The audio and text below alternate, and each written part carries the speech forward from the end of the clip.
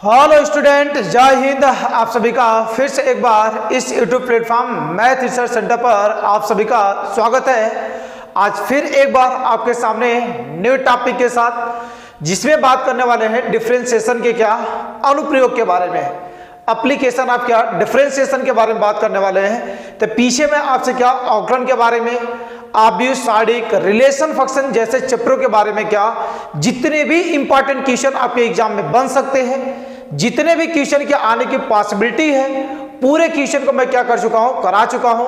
तो मैं आपको एक दावे के साथ बोल सकता हूं कि यदि जितना क्वेश्चन कराए हैं और जितना कंसेप्ट आपको मैं बताया हूं, यदि आप उतना अच्छे से पढ़ लेते हो तो आपका एक भी क्वेश्चन क्या करेगा, इससे बाहर नहीं जाएगा। बस आप मेहनत के साथ, शिद्दत के साथ सभी क्वेश्चनों को लिखिए अपने कॉपी पर और उस क्वेश्चन को क्या करें, प्रैक्टिस करें। तो आज बात करने वाले हैं यहां से अवकलन के अनुप्रयोग, एप्लीकेशन ऑफ क्या डिफरेंशिएशन के बारे में। इसमें 100% क्या हर एक यहां से कक्षा 12 में पढ़ने वाला स्टूडेंट, हर एक विद्यार्थी को क्या होता है, ज्यादा से ज्यादा दिक्कत होता है। उसकी सबसे ज्यादा दिक्कत यह है कि अवकलन तो हर एक स्टूडेंट को आ जाता है, जैसे एप्लीकेशन पे उसका क्वेश्चन उठना स्टार्ट करता है, उसकी खोपड़ी क्या होती है, उड़ना स्टार्ट हो जाती है। तो चलिए यहां से क्या स्टार्ट करने वाले यहां से इस टॉपिक को, और इस टॉपिक में जितने भी कंसेप्ट बताएंगे उस कंसेप्ट को क्या करना, अच्छे से पढ़ना। जहां पर भी थोड़ा सा आपको डाउट लगे उस डाउट को क्या करना, पूछना, क्योंकि एक बार यदि आप डाउट पूछ लेते हो तो हमेशा के लिए क्या हो जाएगा, क्लियर हो जाएगा। अब ऐसा थोड़े कि जिसमें थोड़ा सा नहीं आ रहा है थोड़ा सा संकोच करें, संकोच नहीं करना है, अच्छे से पढ़ना है और हर एक टॉपिक को क्या करना, जितना पढ़ना उतना क्लियर पढ़ना। बात क्लियर है ना। तो चलिए स्टार्ट करते हैं पहले क्वेश्चन से, और इसमें इस क्वेश्चन में क्या क्या हम लोग कौन कौन से टॉपिक पढ़ेंगे उस पर थोड़ी सी चर्चा करेंगे, और इस टॉपिक में क्वेश्चन कैसे हम लोग के लगेंगे उस पर बात करेंगे, फिर क्वेश्चन से स्टार्टिंग करेंगे। तो अब देखिए ध्यान से, इसमें क्या हम लोग का यहां से एप्लीकेशन में थोड़ा सा बात करते हैं। तो एप्लीकेशन जो आपका होता है यहां से एप्लीकेशन ऑफ डिफरेंशिएशन, जिसे हम लोग एक नाम से जानते हैं एओडी। एओडी मतलब क्या, एप्लीकेशन ऑफ डिफरेंशिएशन। अब देखिए इस एओडी में क्या करना है हम लोग को, टोटल 5 टॉपिक के बारे में पढ़ना है। 5 टॉपिक क्या, इसमें मैं पहला बात करता हूं जिसे क्या बोलते हैं, rate of change. Rate of change Hindi नाम इसका होता है परिवर्तन की दर। परिवर्तन की दर, अभी परिवर्तन की दर क्या होती है इस पर भी चर्चा करेंगे, क्योंकि आज जो बात करने वाले हैं रेट ऑफ चेंज पर ही बात करने वाले हैं। तो इसमें टोटल 5 टॉपिक आपको पढ़ना है। पहला रेट ऑफ चेंज, दूसरा टॉपिक इसमें हम लोग को पढ़ना है increasing decreasing, increasing and decreasing function, अर्थात इसे क्या हम लोग बोलते हैं यहां से वर्धमान और ह्रासमान फलन। नाम तो सुने होंगे आप लोग यहां से, वर्धमान और क्या यहां से ह्रासमान फलन। और तीसरा टॉपिक में हम लोग को पढ़ना है यहां से, जिसे हम लोग क्या बोलते हैं, slope and normal. Slope and normal, पहले पूरी बात समझ लेना, जिसे हम लोग क्या बोलते हैं, स्पर्श और अभिलंब। स्पर्श और अभिलंब। और अगला जो टॉपिक है जिसे हम लोग क्या बोलते हैं, अप्रोक्सीमेट वैल्यू। अप्रोक्सीमेट वैल्यू जिसका नाम होता है सन्निकटन मान। सन्निकटन मान। और अगला जो टॉपिक है जिसके बारे में हम लोग पढ़ेंगे, maxima and minima. Maxima and minima जिसे बोलते हैं हिंदी में उच्चिष्ट और निम्निष्ट। उच्चिष्ट और निम्निष्ट। तो ये आपकी क्या यहां से एप्लीकेशन में क्या 5 टॉपिक हैं। इस 5 टॉपिक में क्या, पहला है रेट ऑफ चेंज, जिसे हम लोग क्या बोलते हैं, परिवर्तन की दर। जैसे कोई भी आपसे कर्व दे दिया रहेगा तो उसमें कुछ न कुछ क्या होगा, परिवर्तन होगा। परिवर्तन होने का मतलब क्या होता है यहां से, कि या तो वो क्या करेगा, वक्र बढ़ेगा, या तो क्या करेगा, घटेगा। परिवर्तन होने का मतलब क्या है यहां से, जैसे तुम ही पढ़ रहे हो तो परिवर्तन तुम्हारे में कैसे होगा, या तो खूब अच्छे से पढ़ लो तो अच्छा खासा जॉब मिल जाएगा तब परिवर्तन होगा, या तो पढ़ो ही मत, आवारा बन जाओ तब भी तो परिवर्तन ही हो रहा है। तो परिवर्तन का मतलब यहां से क्या, बदलाव आना। तो इसमें क्या, यहां से यदि कोई कर्व है तो उसमें परिवर्तन होना का मतलब क्या कि या तो कर्व वो क्या कर जाएगा, बढ़ जाएगा, या तो कर्व क्या कर जाएगा, घट जाएगा यहां से।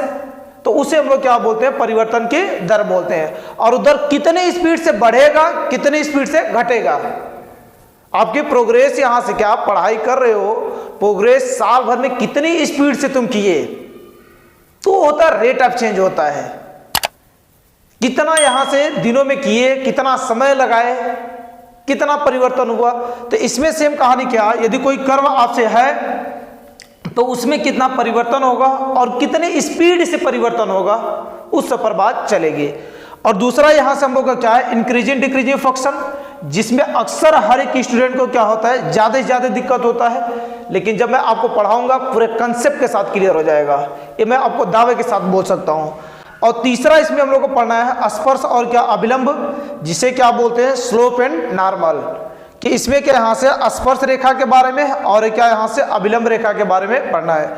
और चौथा है अप्रोक्सीमेट वैल्यू, और पांचवा उच्चिष्ट और क्या, निम्निष्ट वैल्यू यहाँ से। तो आज जो मैं पूरा क्वेश्चन कराने वाला हूँ वो आपके पहले टॉपिक पर रिलेटेड है, जिसे हम लोग क्या बोलते हैं, रेट ऑफ चेंज। और बहुत ही इंपॉर्टेंट है, इसमें से क्वेश्चन आपको 2 से 3 क्वेश्चन देखने को जरूर मिलेंगे और बढ़िया क्वेश्चन देखने को मिलेंगे। तो इसमें देखो पहला यहां से टॉपिक है जिसे हम लोग क्या, रेट ऑफ चेंज।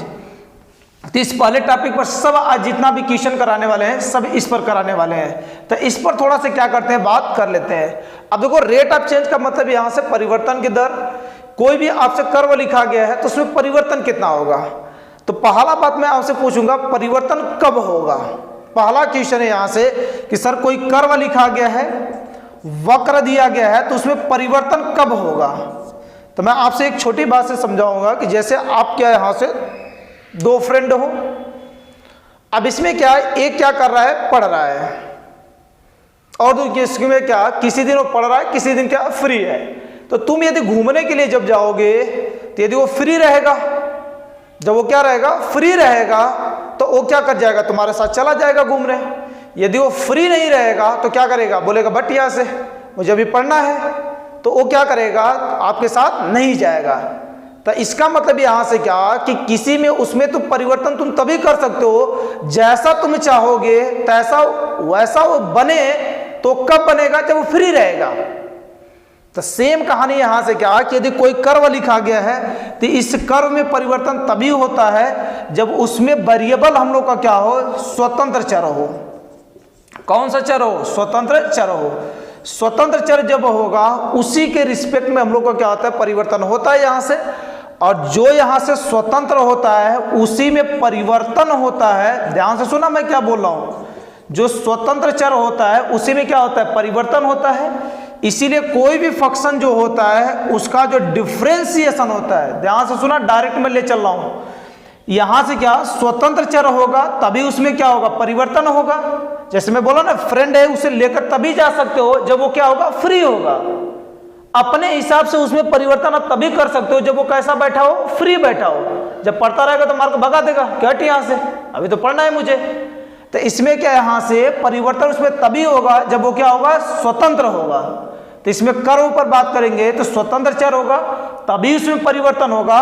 और किसी भी वक्र का जो डिफरेंशिएशन होता है, किसी भी कर्व का जो अवकलन होता है हमेशा क्या होता है, स्वतंत्र चर के सापेक्ष होता है। किसके सापेक्ष होता है, स्वतंत्र चर के सापेक्ष होता है। मतलब कोई भी यहां से आकृति आपको दिया गया है, कोई भी फंक्शन लिखा गया है, कोई भी कर्व लिखा गया है, तो उसमें परिवर्तन हमेशा किसके रिस्पेक्ट में होता है, स्वतंत्र चर के रिस्पेक्ट में होता है। मतलब जो हम लोग का क्या रहेगा, इंडिपेंडेंट वेरिएबल रहेगा, उसी के रिस्पेक्ट में क्या होता है, हम लोग का किसी भी फंक्शन का क्या होता है, डिफरेंशिएशन होता है।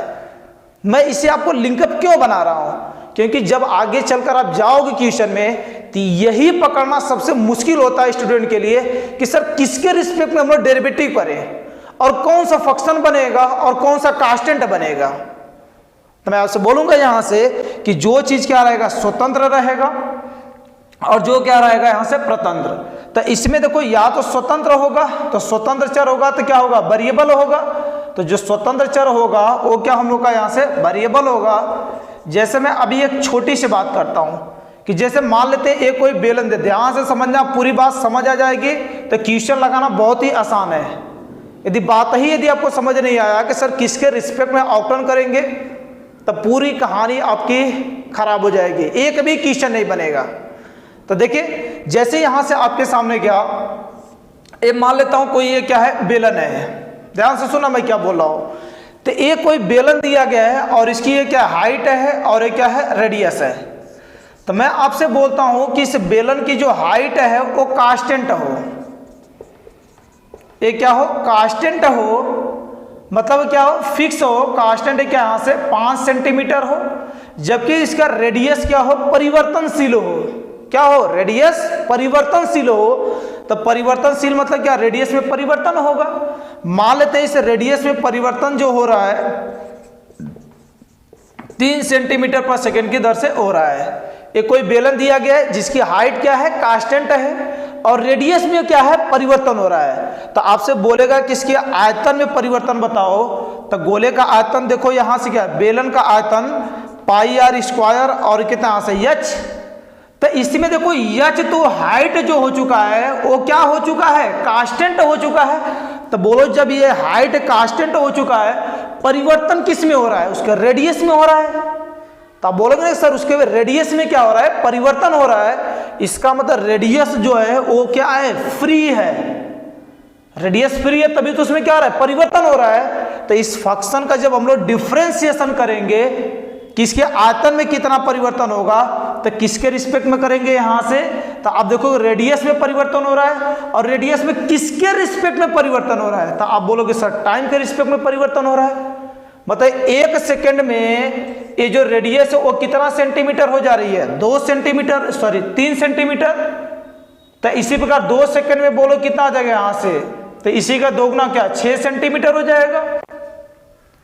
तो इसका मतलब ये जो परिवर्तन हो रहा है वो किसके रिस्पेक्ट में हो रहा है, रेडियस का, टाइम के रिस्पेक्ट में। तो इसमें भी आप देखोगे तो आयतन में परिवर्तन किसके रिस्पेक्ट में होगा, टाइम के रिस्पेक्ट में। लेकिन एच देखो क्या है, कांस्टेंट है। एच क्या है, कांस्टेंट है। तो किसी कांस्टेंट का जैसे आप डिफरेंशिएशन करते हो कि यहां से क्या लिखा गया है 5x, तो एक कांस्टेंट होता है तो डिफरेंशिएशन ये 5 क्या चला जाता है, आगे चला जाता है, वली क्या बचता है, x बचता है। तो वैसे ही एच क्या हो जाएगा, कांस्टेंट हो जाएगा। तो बोलो ये पाई और एच क्या कांस्टेंट आगे चलाएगा, डिफरेंशिएशन केवल किसका होगा, आर का होगा। बात उतर रही है, किसी को दर्द है यहां तक। तो इसमें देखे ध्यान से, इसमें क्या आर ऊंचाई क्या हो गया, कांस्टेंट। लेकिन मैं अभी इसी जगह बोल देता, इस जगह क्या बोलता कि यदि इसकी हाइट जो है, हाइट क्या हो रही है यहां से, हाइट में परिवर्तन की दर 2 सेंटीमीटर पर सेकंड की दर से, और इसके रेडियस में क्या यहां से 3 सेंटीमीटर पर सेकंड की दर से परिवर्तन हो रहा है। तो मैं पूछूंगा इसके आयतन में परिवर्तन बताओ। तो आप देखो एच जो है वो भी परिवर्तित हो रहा है, और आर भी क्या हो रहा है, परिवर्तित हो रहा है। मतलब दोनों क्या बन गए, स्वतंत्र बन गए, मतलब दोनों वेरिएबल हो गए। और दोनों वेरिएबल हो गए तो उनसे जो फंक्शन बनेगा वो पूरा क्या बनेगा, एक फंक्शन बनेगा हम लोग के पास। तो जैसे आप इसका क्या आयतन में करने जाओगे पाई आर स्क्वायर एच, तो यहां पर एच देखो कांस्टेंट हो चुका था। तो किसी कांस्टेंट का डिफरेंशिएशन आप करते हो तो आगे चलाता है, लेकिन यहां पर क्या हो रहा है, दोनों में परिवर्तन हो रहा है। तो जब दोनों में परिवर्तन हो रहा है तो पाई केवल कांस्टेंट है, इसका डिफरेंशिएशन करोगे तो आर स्क्वायर एच, कितने फंक्शन है, 2। और जब 2 फंक्शन मल्टीप्लाई में होते हैं तो बोलो क्या करते हैं, 2 फलों का गुणनफल अप्लाई करते हैं। यही तो करते हैं सभी लोग। तो अब इसमें देखो ध्यान से, आपको यहां बात पकड़ आया होगा कि सर यहां कांस्टेंट था, तो जैसे कांस्टेंट किसी वेरिएबल के साथ होता है तो भागकर कहां चला जाता है, आगे चला जाता है। लेकिन यदि दोनों वेरिएबल हो एक्स वाई, तो यहां पर मल्टीप्लाई है तो क्या लग जाएगा, 2 फलों का गुणनफल लग जाएगा। बात उतर रही है आराम से। तो ये बात ध्यान रखना कि कौन स्वतंत्र है, परिवर्तन किस में हो रहा है, वो क्या बनेगा, स्वतंत्र बनेगा। बात क्लियर ना। तो जैसे स्वतंत्र होगा तो जैसे किसी फंक्शन का हम लोग क्या करते हैं, डिफरेंशिएशन करते हैं, सेम उसी प्रकार क्या करेंगे, इसका भी करेंगे। बात क्लियर ना। एक छोटी सी बात लिखते हैं, तो इसमें रेट ऑफ चेंज में बस यही बात ध्यान रखना कि जो स्वतंत्र होगा जो स्वतंत्र होगा वो हमारा क्या बनेगा, स्वतंत्र चर बनेगा। और स्वतंत्र चर के रिस्पेक्ट में ही हम लोग क्या करते हैं, किसी फंक्शन का डिफरेंशिएशन करते हैं। अब स्वतंत्र चर में किसके रिस्पेक्ट में परिवर्तन हो रहा है, जैसे इसमें क्या हो रहा था सर, टाइम के रिस्पेक्ट में परिवर्तन हो रहा था, तो इसके आयतन में भी किसके रिस्पेक्ट में परिवर्तन होगा, टाइम के रिस्पेक्ट में परिवर्तन होगा।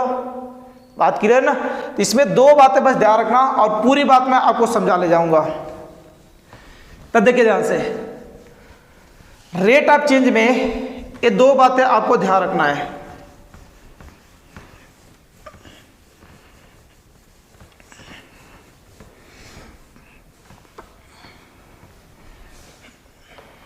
देखिए इस रेट ऑफ चेंज में पहली बात ध्यान रखना है, यहां से स्वतंत्र चर, स्वतंत्र चर, जो स्वतंत्र चर होगा उसी के सापेक्ष क्या करेंगे, डिफरेंशिएशन करेंगे, उसी के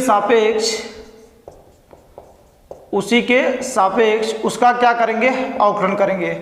और देखो यहां से स्वतंत्र चर कौन सा होगा, तो जिसमें परिवर्तन हो रहा होगा। जैसे किसी की रेडियस परिवर्तित हो रही है, ऊंचाई परिवर्तित हो रही है 5 सेंटीमीटर पर सेकंड की दर से, रेडियस 4 सेंटीमीटर पर सेकंड की दर से बदल रही है, बढ़ रही है या घट रही है, कुछ तो बोलेगा क्वेश्चन वाला।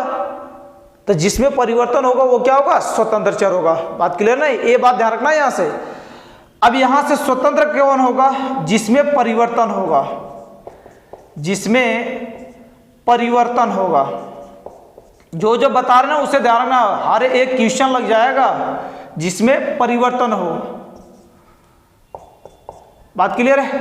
और दूसरी बात इसमें ध्यान रखना कि यदि कोई फंक्शन लिखा गया है y इक्वल टू क्या, एफ ऑफ एक्स लिखा गया है, और इसमें यदि परिवर्तन हो रहा है, मान लेते हैं क्या टाइम के रिस्पेक्ट में, तो dy upon D T, F of x upon में क्या यहां से डी टी। तो इसमें जब परिवर्तन होगा तो एक बात हमेशा ध्यान रखना, जब ये क्या करेगा, वृद्धि होगा, जब क्या होगा, वृद्धि होगा, तब इसे हम लोग क्या लेंगे, पॉजिटिव। और जब इसमें क्या होगा, कमी होगा, तो इस चीज को हम लोग क्या लेंगे, निगेटिव लेंगे। तो बस आपको देखो दो पहचान इसमें बस डालना है कि यदि इसमें जिसमें परिवर्तन होगा वो स्वतंत्र होगा, तो स्वतंत्र चर का जैसे हम लोग क्या करते हैं, डिफरेंशिएशन करते हैं, सेम कहानी उसी तरह करेंगे। और यहां से क्या, दूसरी बात, जब वृद्धि होगा तो पॉजिटिव ले लेंगे और कमी होगा तो क्या ले लेंगे, नेगेटिव ले लेंगे। यहां तक किसी को दर्द है, किसी को यहां तक दर्द है तो कमेंट करके बोले कि सर यहां पर दिक्कत है। अब देखो जब इतनी बात समझ जाओगे तो ये क्वेश्चन देखो लगाना बहुत ही आसान है, एकदम नॉर्मल सा क्वेश्चन है। तो बस आपको बेसिक कंसेप्ट यदि क्लियर हो जाएगा ना तो कोई भी क्वेश्चन आपसे आसानी से लग सकता है। इसीलिए किसी भी टॉपिक को स्टार्ट करने से पहले वो सभी कंसेप्ट को मैं इकट्ठा कर देता हूं ताकि हर एक स्टूडेंट क्या हो जाए, एक बराबर में आ जाए। बात करें ना, तो आपको धैर्य बनाकर बस पढ़ना है। तो अब इसमें देखो क्वेश्चन में पहला लाइन क्या बोला है, एक घन के आयतन में 9 सेंटीमीटर क्यूब पर सेकंड की दर से क्या कर रहा है, बढ़ रहा है। इसका जो आयतन है घन का वो क्या कर रहा है, 9 सेंटीमीटर क्यूब पर सेकंड की दर से क्या कर रहा है, बदल रहा है। तो बस देखो नोटेशन लिखने आना चाहिए। देखो मैं कैसे लिख रहा हूं, सीखना। तो एक है यहां से घन के आयतन में देखो लाइन बाय लाइन लिखते हैं। ये कहानी वर्ड प्रॉब्लम में सबसे ज्यादा जो दिक्कत है ना तुम्हारी, कि आप पढ़ते नहीं हो, पढ़ते जाओ, जो चीजें मिल रही है लिखते जाओ, क्वेश्चन आसानी से देखना लास्ट में सॉल्व हो जाएगा। वर्ड प्रॉब्लम वाले क्वेश्चन तो और भी आसान होते हैं, वो खुद ही आपको बता देते हैं कि लो तुम यही करो, सही है ना। हाँ, एक एक चीज लिखे। तो घन के आयतन में परिवर्तन, तो मैं आपसे पूछ लूंगा घन के आयतन में परिवर्तन बता दो, तो आप बोलोगे सर कितना आ गया यहां से, 9 सेंटीमीटर क्यूब पर कितना आ गया यहां से, सेकंड आ गया।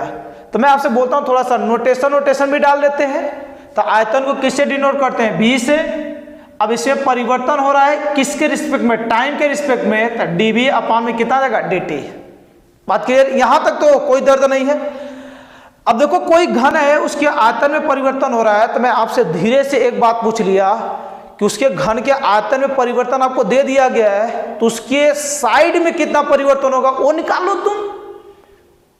तो बोलोगे यस, ये दिमाग यहां से तुम्हारा चलेगा कि सर कुछ ऐसी बात है कि डी अपॉन कितना यहां से dt, और जो घन का आयतन होता है तो घन की भुजा को ABCD जो मन कर रहे वो मान लो।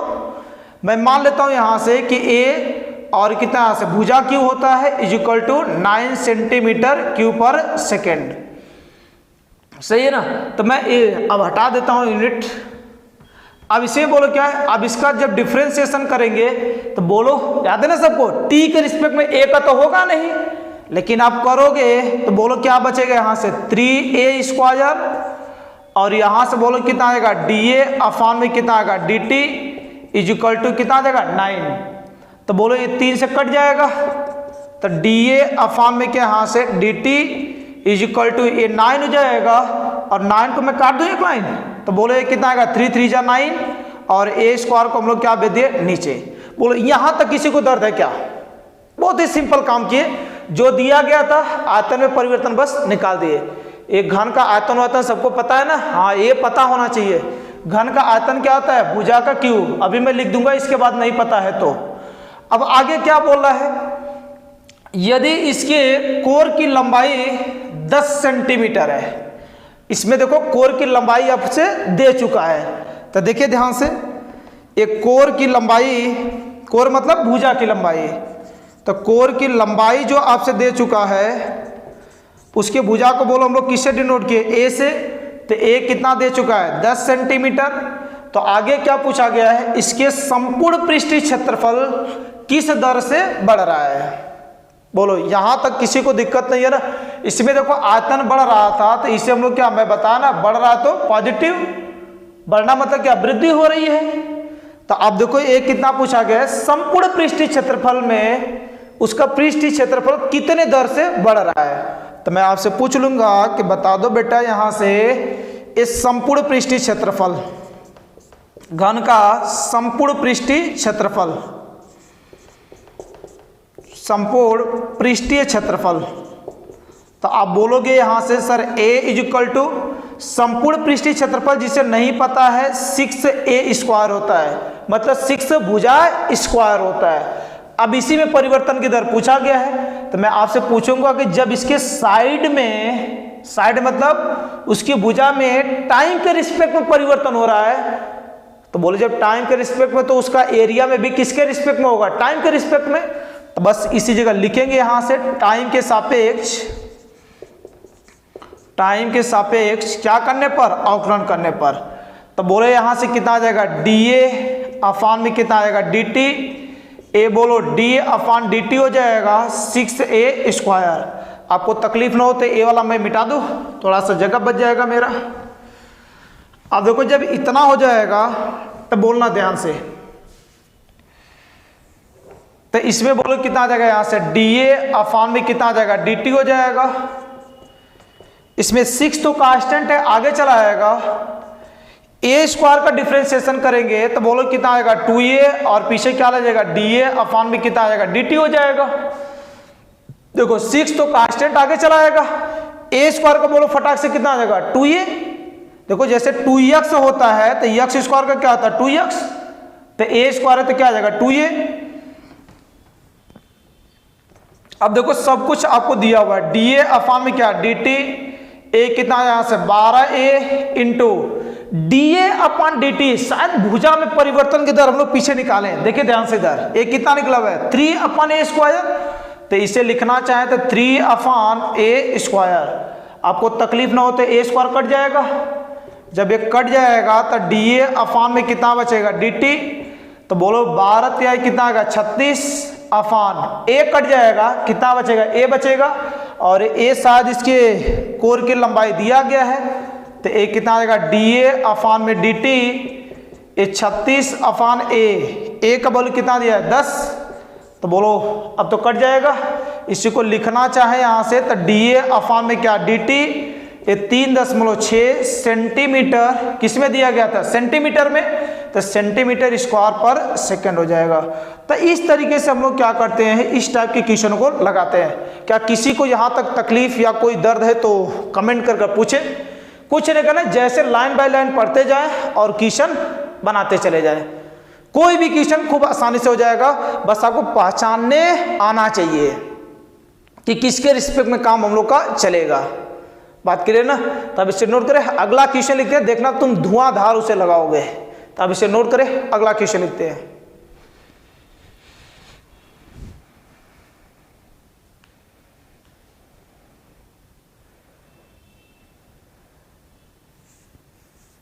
देखिए ध्यान से, इस सेकंड नंबर क्वेश्चन एकदम आपके कंसेप्ट को और भी क्लियर करेगा।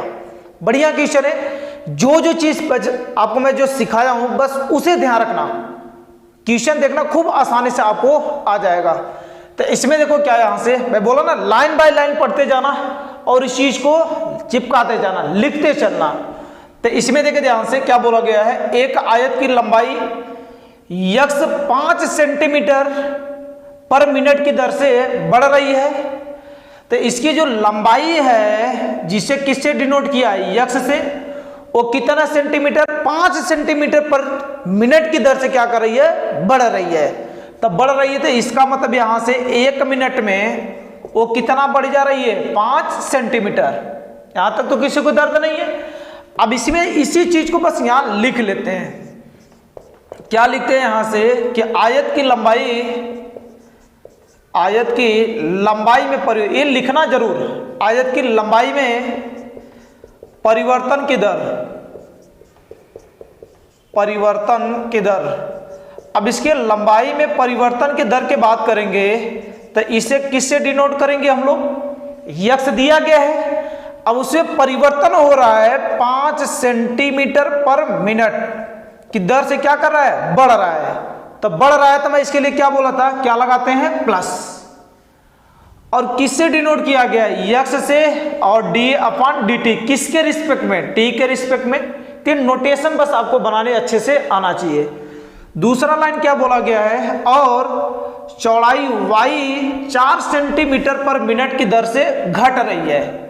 और इसकी जो चौड़ाई है वो क्या कर रही है, घट रही है। कितने स्पीड से, 4 सेंटीमीटर पर मिनट की दर से।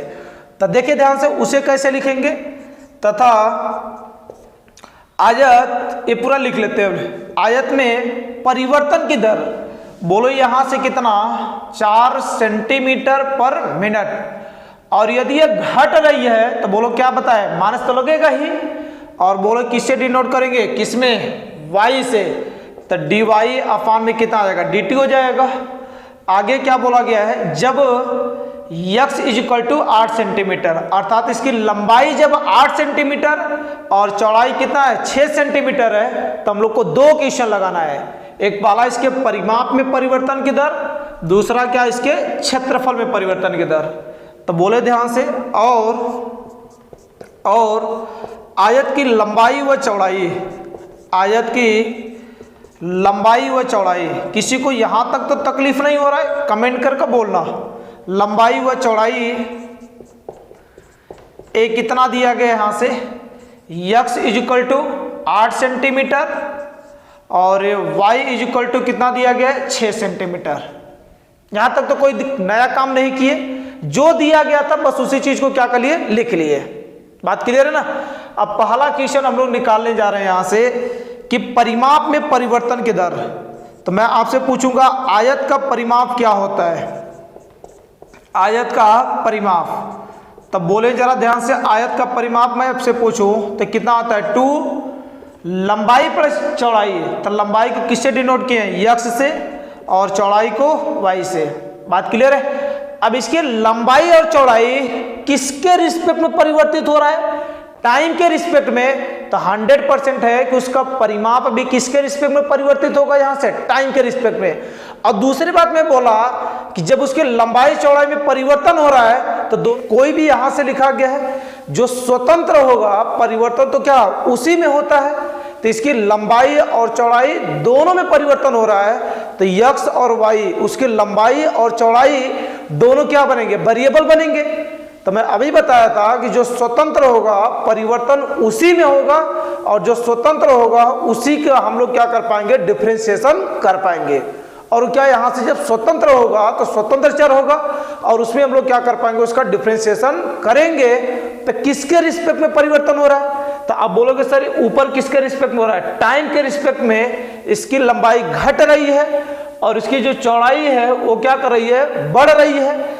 तब इसके परिमाप में कितना परिवर्तन। तो लंबाई और चौड़ाई दोनों बढ़ रही है, एक बढ़ रही है एक घट रही है, तब परिवर्तन क्या हो रहा है, दोनों में हो रहा है। तो जब परिवर्तन दोनों में हो रहा है तो दोनों क्या बनेंगे, वेरिएबल बनेंगे। तो जैसे किसी वेरिएबल का हम लोग क्या करते हैं, डिफरेंशिएशन करते हैं, सेम वैसे ही हम लोग क्या करेंगे, इसका भी करेंगे।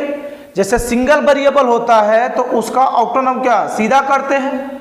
यदि दो वेरिएबल आ जाता है तो उसमें क्या यहाँ से यक्स और क्या मान लेते हैं साइन यक्स, दो फंक्शन आ गया, तब उसमें हम लोग क्या लगाते हैं, यहाँ से दो फलों का गुणनफल लगाते हैं। तो इसमें देखिए ध्यान से कि ये जो लिखा गया हम लोग का a equal to 2x plus y, अभी टाइम के रिस्पेक्ट में परिवर्तन हो रहा है तो इसमें भी क्या लिखेंगे, यहाँ से टाइम के सापेक्ष अवकलन करने पर। यहां तक तो किसी को दिक्कत नहीं है, एकदम आराम से समझते चलना। तो एक कितना आ जाएगा यहाँ से dA अपान में कितना यहाँ से dt हो जाएगा, और इसका करेंगे तो 2 तो कांस्टेंट है आगे चला आएगा, और यदि आपको तकलीफ ना हो तो इस dt को क्या बीच में सब पर लगा दें। तो एक कितना आ जाएगा dx अपान में कितना यहाँ से dt प्लस इसका बोलो कितना आ जाएगा dy अपान कितना आ गया यहाँ से dt हो जाएगा। यहां तक तो किसी को दिक्कत नहीं है। यहां तक यदि जिसे दिक्कत लग रहा है कमेंट कर करो, पूछे यहां से। तो अब देखिए ध्यान से, जब इतना हो जाएगा, ये सॉरी परिमाप है ए क्या p, तो बोलो यहां से क्या p, ये dp अपान में कितना यहां से dt 2। अब इसमें देखो dx अपन dt क्या था, उसके लंबाई में परिवर्तन था, और dy अपन dt क्या था, उसके चौड़ाई में परिवर्तन। तो इसके लंबाई में परिवर्तन कितना हो रहा है, तो आप बोलोगे सर -5 प्लस इसकी चौड़ाई में कितना परिवर्तन हो रहा है, तो ये कितना हो रहा है यहाँ से 4 हो रहा है। तो ये -5 प्लस 4 कितना बचेगा, -2 बचेगा। तो ये बोलो कितना आ जाएगा यहाँ से dp अपान में dt इज इक्वल टू कितना आ जाएगा -2, और परिमाप है तो सेंटीमीटर पर ए कितना आ जाएगा, मिनट हो जाएगा, क्योंकि सब यूनिट किस में दिया गया, मिनट में। तो इसका परिमाप भी किस में आ जाएगा, मिनट में आ जाएगा। तो ये हम लोग का क्या निकल जाएगा, उसके परिमाप में परिवर्तन निकल जाएगा। अब इसमें माइनस क्या दिखा रहा है, तो माइनस का मतलब मैं अभी बताया था कि जब कमी होगा, क्या होगा, कमी होगा, तब उस पर हम लोग क्या माइनस, और जब वृद्धि होगा तो उसमें क्या लगाएंगे, प्लस लगाएंगे। तो आप देखिए यहां से क्या -2 सेंटीमीटर पर मिनट की दर से इसका परिमाप क्या करेगा, घटेगा। बात सही है। अब इसी प्रकार सिमिलरली हम लोग क्या करेंगे, इसके एरिया में भी निकालेंगे। तो बोलो यहां से आयत का क्षेत्रफल,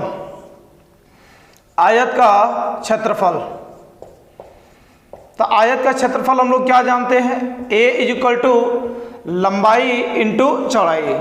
तो अब इसमें बोलो यहां से क्या, जब दोनों में परिवर्तन हो रहा है, अभी पीछे बताए कि जब दोनों में परिवर्तन हो रहा है तो दोनों क्या बनेगा, वेरिएबल बनेगा, और जब दोनों वेरिएबल बनेगा तो उनसे दोनों क्या बनेंगे, फंक्शन, और जब दोनों फंक्शन होंगे तो क्या लगेगा, दो फलों का गुणनफल लगेगा।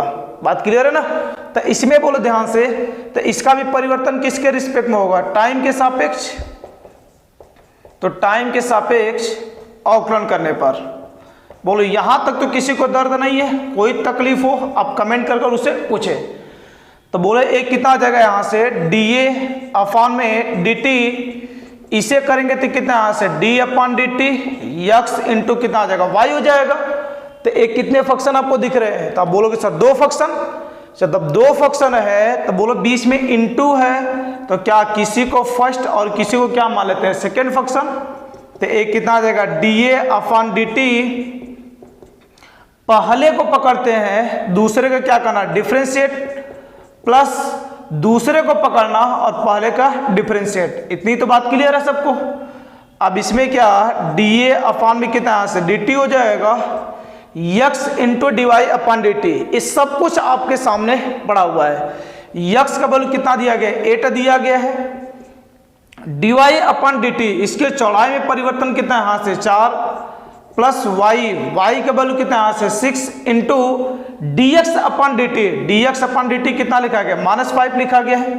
यहां तक तो किसी को तकलीफ नहीं। आगे देखें, ये dA अपान में कितना यहां से dt हो जाएगा, एक कितना आ जाएगा 8 का 4 32 हो जाएगा, और माइनस कितना आ जाएगा 30, माइनस प्लस क्या हो जाएगा, माइनस हो जाएगा। तो 32 में से 30 जाएगा, कितना बचेगा, 2 बचेगा। तो आपको यहाँ से dA/dt इज इक्वल टू कितना आ जाएगा, 2 हो जाएगा। और एरिया किस में निकलता है, तो आप बोलोगे सर सेंटीमीटर स्क्वायर पर एक कितना आ जाएगा, मिनट हो जाएगा।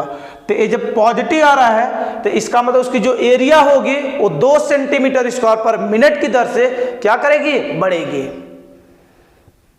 बात करिए ना। तो ये होते हैं लैंग्वेज बेस्ड क्वेश्चन। बस आप लाइन बाय लाइन चीजें क्या करते जाएं, पढ़ते जाएं और जो जो चीज दिया गया है बस उसे लिखते जाएं। रेट ऑफ चेंज में आपको कहीं पर कोई दिक्कत नहीं होगा।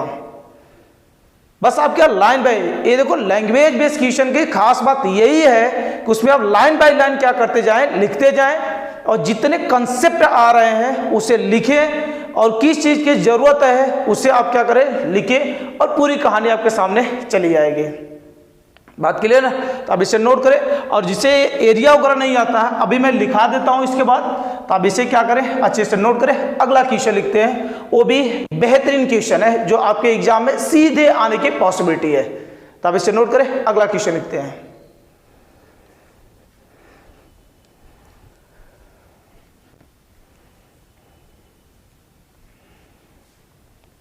ध्यान से, एक 3rd नंबर क्वेश्चन अब देख ले। क्वेश्चन देखने से आपको लग जाएगा एक बेहतरीन क्वेश्चन है, बस आप अंत तक चीजों को देखना। मैं आपसे बोलता हूं ना 100% इसमें सभी स्टूडेंट को क्या होता है, ज्यादा से ज्यादा क्या होता है, दिक्कत होता है। लेकिन आज उसका पूरा दिक्कत मैं क्या करने वाला हूं, खत्म करने वाला हूं। तो पहला टॉपिक आज का रेट ऑफ चेंज पर जितने भी क्वेश्चन बताएंगे सब इंपॉर्टेंट है और आपके एग्जाम में सीधे देखने को मिलेंगे। तो बस आप धैर्य बनाकर चीजों को पढ़ते चले। तो देखिए यहां से 3rd नंबर क्वेश्चन, पानी की एक टंकी का आकार ऊर्ध्वाधर अक्ष वाला एक उल्टा लंबवृत्तीय शंकु है। अब देखो पहला लाइन जो बोल रहा है ना, मैं बोला ना कि लाइन बाय लाइन चीजें आप पढ़ते चले और पूरी कहानी आपको समझ आ जाएगी। तो इसमें क्या बोला गया है कि पानी की एक टंकी का आकार ऊर्ध्वाधर अक्ष वाला एक उल्टा लंबवृत्तीय शंकु है। तो देखो शंकु में बोलूं तो क्या हो, जोकर की टोपी, बचपन की बात याद होगी यहां से कि ये जोकर की जो टोपी है इसी को क्या कर दिया है, उल्टा कर दिया है। तो उल्टा कर देंगे तो तुम ध्यान से बोलना कि सर उल्टा होते ही ये कुछ ऐसी आकृति बनेगी इसकी। तो ये हम लोग का क्या है, यहां से उल्टा और ऊर्ध्वाधर क्या बन गया, शंकु बन गया। बोलो यहां तक बात क्लियर है, किसी को दिक्कत, यहां तक कोई दर्द नहीं। अब जब ये बोल दिया यहां से पहली लाइन, आगे क्या बोला गया है, जिसका शीर्ष नीचे है। शीर्ष नीचे मतलब क्या, इसकी टोपी जो है वो कहां है, नीचे है। इसकी टोपी क्या, जोकर की टोपी कहां कर दी गई, नीचे कर दी गई है। तो फिर आगे बोला गया है तथा उसका अर्ध शीर्ष कोण। तो अर्ध शीर्ष कोण में आपसे बोलूं तो अर्ध शीर्ष कोण क्या होता है, ये तो पूरा क्या होता है, इसके शीर्ष पर जो एंगल बना होता है इसी हम लोग बोलते हैं शीर्ष कोण बोलते हैं। और जस्ट इसी का यदि हम लोग आधा कर दें तो बोलो एक कितना हो जाएगा, यहां से इसका आधा कर दें तो ये जो एंगल बनेगा दोनों साइड, इसी को हम लोग क्या बोलते हैं, अर्ध शीर्ष कोण बोलते हैं, अर्ध शीर्ष कोण। बोलो क्या यहां तक किसी को तकलीफ है। अब इसमें देखो ये हम लोग का क्या बन गया, एक शंकु बन गया। इसके शीर्ष पर जो एंगल बनता है उसे हम लोग क्या बोलते हैं, शीर्ष कोण बोलते हैं। और इसी का आधा कर दिए तो वो क्या बोला जाएगा, अर्ध शीर्ष कोण बोला जाएगा। यहां तक बात क्लियर है। अब देखो यही बोला गया था और इसमें बोला गया है जिसका अर्ध शीर्ष कोण कितना है, tan इनवर्स 1/2। तो मैं आपसे बोल लेता हूं कि ये जो थीटा दिया गया है tan इनवर्स और कितना लिखा गया, यहां से 1 कितना लिखा गया, 2 लिखा गया है। बोलो इसमें तो किसी को दिक्कत नहीं है। तो एक काम मैं आपसे पूछ लेता हूं कि ये tan इनवर्स है, इस साइड भेज दिया जाए तो बोलो एक कितना, यहां से tan थीटा। बोलो किसी को तो तकलीफ नहीं है। tan उड़ेगा, इधर क्या बच जाएगा, tan थीटा हो जाएगा। और ये बोलो कितना बच जाएगा, 1 कितना आ जाएगा, 2 हो जाएगा। और एक छोटी सी बात मैं आपसे पूछूंगा कि ये देखिए ध्यान से, ये टोटल जो होती है ये इसकी क्या होती है, ऊंचाई, इसकी क्या है, ऊंचाई है। और यहां से क्या, ये इसका क्या बोला जाता है, रेडियस बोला जाता है। एंगल ये थीटा है, यहां पर क्या बनेगा, 90 डिग्री। तो 90 डिग्री के सामने वाली साइड क्या बोली जाती है, कर्ण। और ये बोलो एंगल जहां है उसके सामने की साइड क्या, लंब। और ये जो शेष बचेगा वो क्या बचेगा, आधार बचेगा। तो मैं एक छोटी सी बात आपसे पूछ लेता हूं कि इसमें बोलो tan थीटा इसी हाथ लगे तो tan थीटा। अब बोलोगे सर ए कितना यहां से लंब बटे आधार, यदि नाम रख ले तो ए बी सी और इसका नाम क्या रख लिए ओ, तो बोलो ये tan थीटा कितना आ जाएगा लंब हो जाएगा, लंब इसमें कितना ओ बी, आधार आधार बोलो कितना आएगा ओ ए इज इक्वल टू कितना यहां से 1 कितना यहां से 2 हो जाएगा। और एक छोटा सा रिलेशन में पूछ लूंगा कि जरा बोले ध्यान से ओ बी है क्या हम लोग का रेडियस है, तो एक कितना आ जाएगा आर अपान ए, बोलो क्या इसकी हाइट है, हाइट इज इक्वल टू एक कितना 1 कितना यहां से 2 हो जाएगा। तो मैं सीधी सीधी बात पूछूंगा कि जरा इसमें बोलो या इसी तरह रहने देते हैं, एच का वैल्यू पूछूंगा तो बोलो कितना आ जाएगा 2 और क्या आ जाएगा रेडियस हो जाएगा। बोलो यहां तक तो किसी को दिक्कत नहीं है, सबको बात क्लियर है। 2 मिनट वक्त ले और आराम से इसे सोचे कि इसमें क्या कहीं पर दिक्कत है क्या, कुछ नहीं किए। अर्धशीर्ष कोण दिया गया था, tan को उड़ाए, tan थीटा क्या होता है लंब बटे क्या आधार होता है, तो लंब ओ बी आधार ओ ए और उसका क्या कर दिए हम लोग वैल्यू रख दिए। यहां तक कहानी क्लियर है, तो यहां तक हम लोग इसका पढ़ लिए।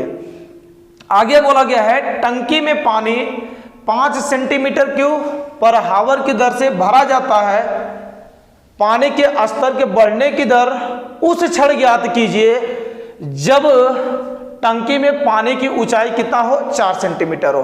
बात क्लियर। इसका मतलब क्या बोल रहा है कि इसमें जो पानी भरा जा रहा है वो कितने स्पीड से भरा जा रहा है, यहां से 5 सेंटीमीटर क्यूब पर एक कितना यहां से हावर से, मतलब 1 हावर्स में कितना यहां से 5 सेंटीमीटर क्यूब।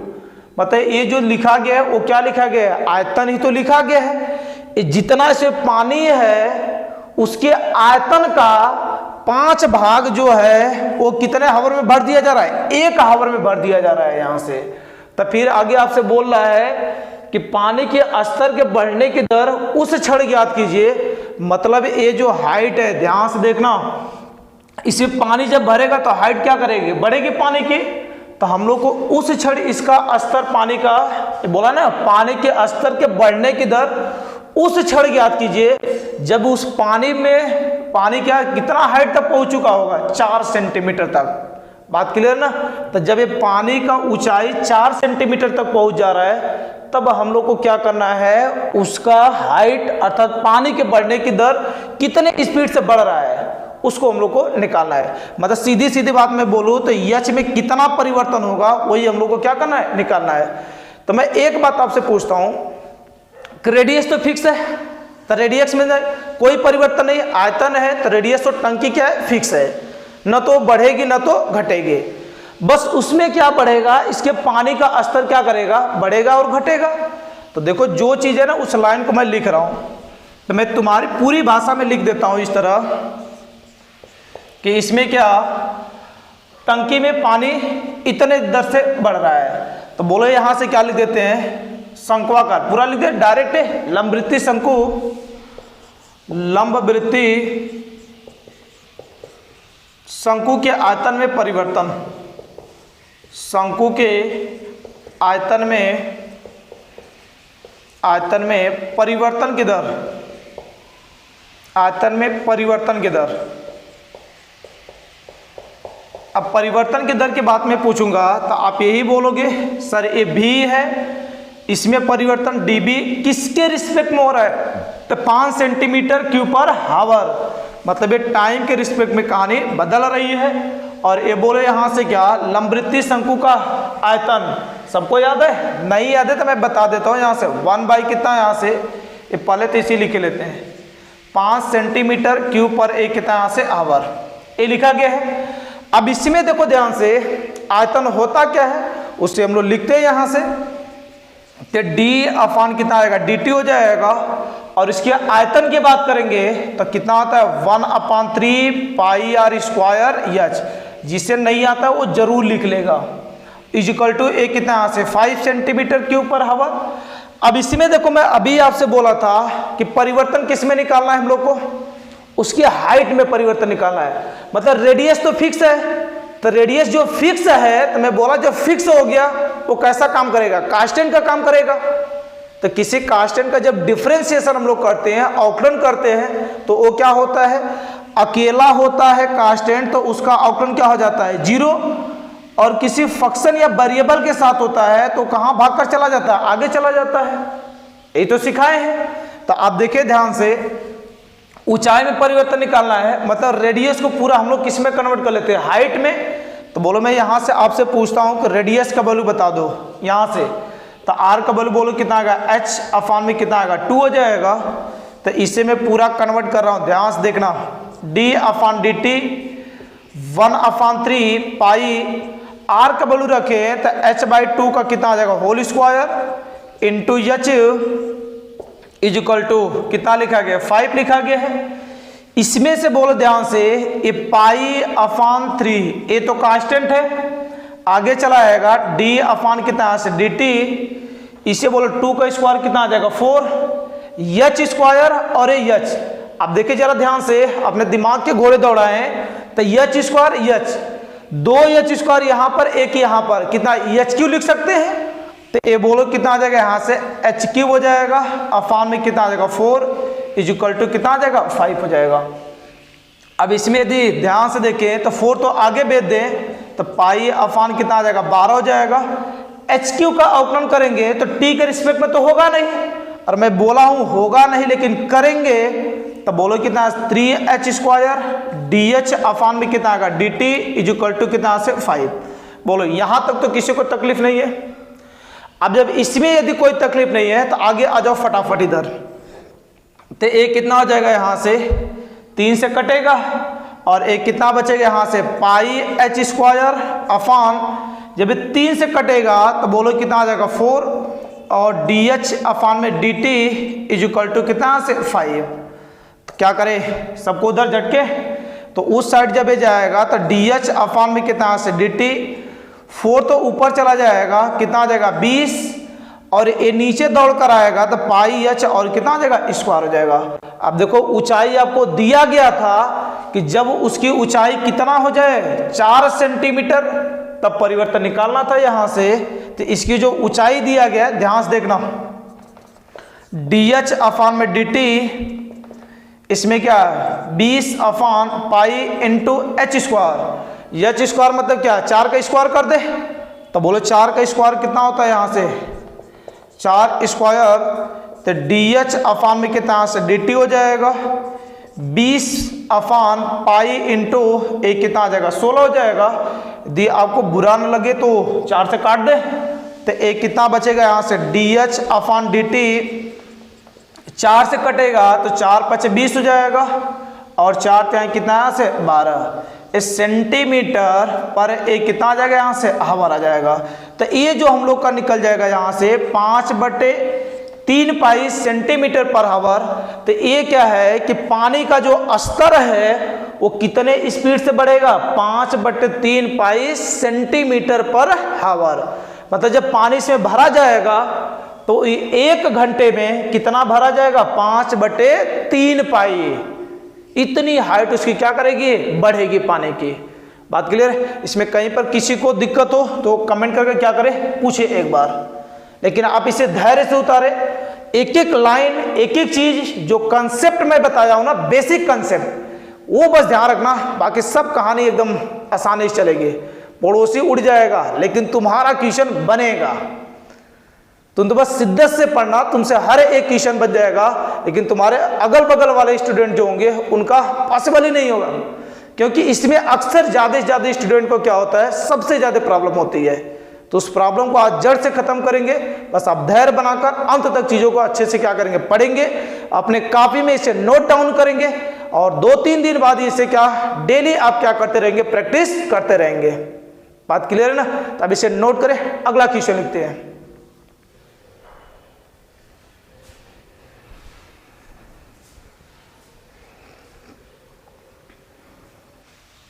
देखिए 4th नंबर क्वेश्चन, बढ़िया क्वेश्चन है।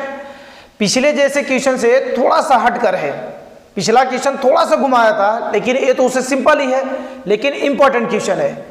तो देखिए ध्यान से क्या बोला है कि एक गुब्बारा जो सदैव गोलाकार रहता है, कि त्रिज्या परिवर्तनशील है, त्रिज्या के सापेक्ष गुब्बारे के आयतन के परिवर्तन की दर ज्ञात कीजिए। जब रेडियस कितना दिया गया है 10 सेंटीमीटर। अब देखो इसमें आपको खोजना भी नहीं है, ऑलरेडी पहले से दे दिया गया है कि किसके रिस्पेक्ट में परिवर्तन निकालना है। तो अब देखो किसके रिस्पेक्ट में निकालना है, तो बोला गया है कि त्रिज्या के सापेक्ष गुब्बारे के आयतन में क्या यहां से परिवर्तन की दर ज्ञात कीजिए। तो आपको इसमें खोजना भी नहीं है कि सर कौन सा परिवर्तन हो रहा है कौन सा नहीं हो रहा है, ऑलरेडी पहले से दे चुका है कि किसके सापेक्ष निकालना है, त्रिज्या के सापेक्ष निकालना है। तो हम लोग क्या करेंगे, सीधा सीधा क्या करेंगे, उसका त्रिज्या के सापेक्ष अवकलन कर देंगे। बोलो यहां तक तो किसी को दिक्कत नहीं है समझने में। अब देखिए ध्यान से, एक एक लाइन चलते हैं यहां से, जो जो चीज दिया गया यहां से। तो आपको इसमें बस एक चीज दिया गया यहां से कि इसकी जो त्रिज्या है वो कितना है, से 10 सेंटीमीटर। तो आयतन में परिवर्तन निकालना है, वो भी किसके सापेक्ष, त्रिज्या के सापेक्ष। बात क्लियर है ना। तो एक बात आपसे बस दिया गया यहां से, तो मैं लिख लेता हूं यहां से कि गोलाकार गुब्बारे की त्रिज्या, ये लिखने आपको होना चाहिए ढंग से, तब नंबर मिलेगा। तो एक यहां से गोलाकार गुब्बारे की त्रिज्या, गुब्बारे की त्रिज्या, तो गोलाकार गुब्बारे की जो त्रिज्या दिया गया है वो कितना दिया गया आपको, 10 सेंटीमीटर। तो उसके आयतन में परिवर्तन की दर निकालना है। तो मैं आपसे पूछता हूं गोले का आयतन, गोले का आयतन, तो गोले का आयतन कितना है, V इक्वल टू, जिसे नहीं पता है ऑलरेडी लिख लेगा। जितने चीजें आ रही हैं और लास्ट में मैं क्या करूंगा, पूरे जितने भी शेप आकृति पर आपके क्वेश्चन बनेंगे उससे रिलेटेड जितने भी आपके हैं सब मैं आपके सामने फॉर्मूला छिपा दूंगा। लेकिन फिलहाल जितने की जरूरत है अब उसे लिखते चले। तो गोले का आयतन एक कितने हाथ से 4/3 पाई आर कितने हाथ से क्यू। बात क्लियर है, 4/3 पाई आर क्यू। अब इसमें परिवर्तन किसके रिस्पेक्ट में निकालना है, देखो बोला गया है त्रिज्या के सापेक्ष। तो ये क्या लिखेंगे यहां से, आर के सापेक्ष, आर के सापेक्ष अवकलन करने पर। यहां तक तो किसी को दिक्कत नहीं है। तो आर के सापेक्ष अवकलन करने का मतलब क्या है, डी भी अफान में कितना यहां से डी आर। इसमें भी यदि चिपकाएंगे तो d upon d r 4/3 pi r कितना आ जाएगा, यहां से क्यूब हो जाएगा। यदि आपको दिक्कत ना हो तो D b upon d r, 4/3 तो कांस्टेंट है, और कांस्टेंट है तो बोलो क्या, कूद कर आगे आएंगे तो 4/3 पाई, और इसमें कितना यहां से डी अपान डी आर, और ये कितना हो जाएगा यहां से आर क्यूब हो जाएगा। तो ये कितना बचेगा, d b upon d r 4/3 pi, radius r के सापेक्ष आर क्यूब का अवकलन। तो बोल जैसे होता ना यहां से डी डी एक्स एक्स की पावर n, तो x की पावर n x के रिस्पेक्ट में x की पावर n। तो क्या करते हैं, पावर को आगे भेजना और पावर से क्या एक कम कर देना, पावर को आगे भेजना और पावर से एक कम कर देते हैं। तो बोलो एक कितना हो जाएगा, सेम कहानी r के रिस्पेक्ट में है तो एक कितना हो जाएगा 3r² हो जाएगा, और तकलीफ ना हो तो 3 से 3 कट जाएगा। तो कितना बचेगा यहां से, dB upon dr is equal to 3 तो कट गया, कितना बचेगा यहां से 4 पाई r, और कितना आ जाएगा स्क्वायर हो जाएगा। अब r का वैल्यू आपके सामने पड़ा हुआ है, कितना दिया गया 10। तो dB upon dr is equal to 4 pi into 10, तो 10 का कितना आ जाएगा स्क्वायर हो जाएगा। तो अगली लाइन लिखे यहां से, तो dB अपान कितना से dr इज इक्वल टू, ये 100 हो जाएगा, 10 का स्क्वायर कितना होता है 100, और इसका मल्टीप्लाई 4 में कर देंगे तो कितना आ जाएगा 400 पाई, और आयतन है तो आयतन का यूनिट कितना होता है सेंटीमीटर क्यूब पर सेकेंड होता है यहां से, सही है। ये रेडियस है तो ये क्या लिखेंगे यहां से सेंटीमीटर क्यूब, और रेडियस कितना दिया गया यहां से सेंटीमीटर, तो सेंटीमीटर क्यूब पर सेंटी हो जाएगा। बात करें ना, सेंटीमीटर क्यूब पर सेंटीमीटर। अब देखो इसमें गलती ये मत कर देना कि सर सेंटीमीटर से 1 सेंटीमीटर कट जाएगा स्क्वायर बचेगा, ऐसी गलती नहीं करते, क्योंकि ऊपर जो है वो क्या आयतन है और नीचे जो है रेडियस है। बात क्लियर है ना। हाँ, तो इस बात को जरूर ध्यान रखना। तो अब इसे नोट करें, बढ़िया क्वेश्चन है, इसमें कहीं पर भी यदि आपको डाउट है तो आप उसे कमेंट कर जरूर पूछें, लेकिन क्वेश्चन बढ़िया है, इस पर अपनी प्रैक्टिस जरूर करेंगे। और मैं आपसे बोलता हूं कि बस एक बार आप अच्छे से देखें, पूरी कहानी आपको क्या हो जाएगी, अच्छे से समझ आ जाएगी। कहीं पर भी दिक्कत कोई नहीं छोड़ने वाला हो, एक एक चीज कंसेप्ट के साथ, जितने भी चीजों का उसमें यूज होने वाला है, सभी क्वेश्चन पर क्या करने वाले हैं, बात करने वाले हैं। उसके कंसेप्ट पर कितने चीजों का जरूरत पड़ेगा, कौन कौन से क्वेश्चन आएंगे एग्जाम में, सब पर बात करते हैं। तो बस आप अपने काफी और पेन को सुरक्षित रखें और उस पर लिखते रहें, ठीक है ना, और शिद्दत से अंत तक पढ़ें। बीच में छोड़ने से फायदा खत्म हो जाएगा। और ये टैबलेट ऐसा है कि इसका असर आपको चाहिए, तो आप इसे क्या करें, पूरा डोज लें इसका, तब असर करेगा। क्लियर है ना? तो आप इसे नोट करें। अगला क्वेश्चन लिखते हैं।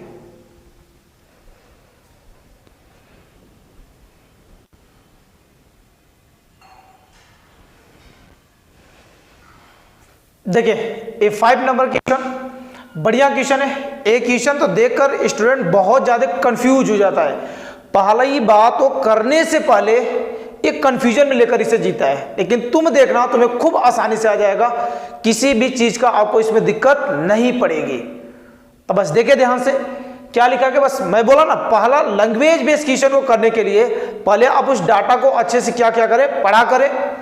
जो जो चीज दिया गया है पहले उसे लिखा करें। क्वेश्चन ऑटोमेटिक आपको बता देगा कि ये मुझे करना है, तुम मुझे एक कर दो, बाकी सब कहानी सही हो जाएगी।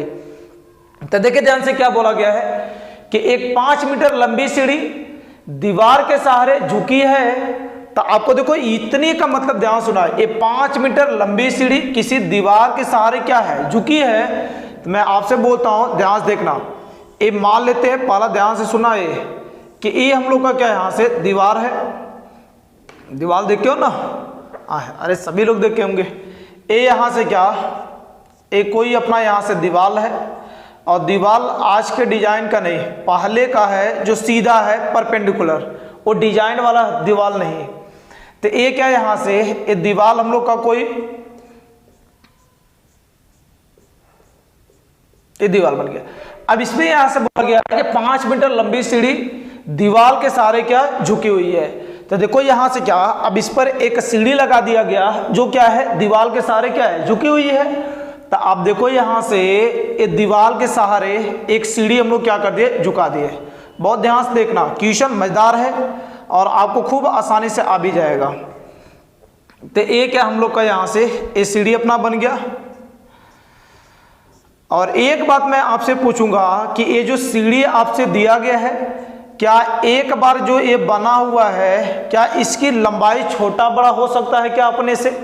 जब तक तोड़ोगे नहीं तब तक छोटा थोड़ी होगा, आगे सब तोड़ देंगे तो छोटा हो जाएगा। मैं आपसे ये पूछता हूं यहां से कि ये जो सीढ़ी की लंबाई दिया गया है, इस लंबाई यदि इसका 5 मीटर है तो ये हमेशा क्या रहेगा, 5 मीटर ही रहेगा जब तक इसे तोड़ो फोड़ो मत, ठीक है ना। तो आगे देखें, ये दीवार के सहारे झुकी है, कहानी सही है, ये झुका दिए हम लोग, 5 मीटर लंबी सीढ़ी, इतना कहानी सही है। आगे बोला गया है यहां से कि सीढ़ी के निचले सिरा जमीन के अनुदिश दीवार से 2 सेंटीमीटर पर सेकेंड की दर से क्या किया जा रहा है, खींचा जा रहा है। अब देखो जैसे ये सीढ़ी यहां पर खड़ी है तो उसके निचले सिरे को पकड़ना और उसे क्या करना, पीछे खींचना। तो मैं आपसे बोलता हूं कि ये दीवार है और इसके ये सीढ़ी रखा गया है, इसके निचले सिरे को खींचेंगे तो बोलो क्या करेगी, हाइट घटेगी, 100% है। और जैसे जैसे इसके क्या करेंगे, आगे ढकेलेंगे तो ये हाइट क्या हो जाएगी, बढ़ना स्टार्ट हो जाएगी। लेकिन इसके निचले सिरे को यदि खींचेंगे तो बोलो हाइट क्या हो जाएगी, देखो घटे कि नहीं। ये मान लो दीवार है, यहाँ पर है, अब इस तरह क्या इसे जैसे नीचे नीचे खींचेंगे तो हाइट क्या हो जाएगी, घटना स्टार्ट हो जाएगी।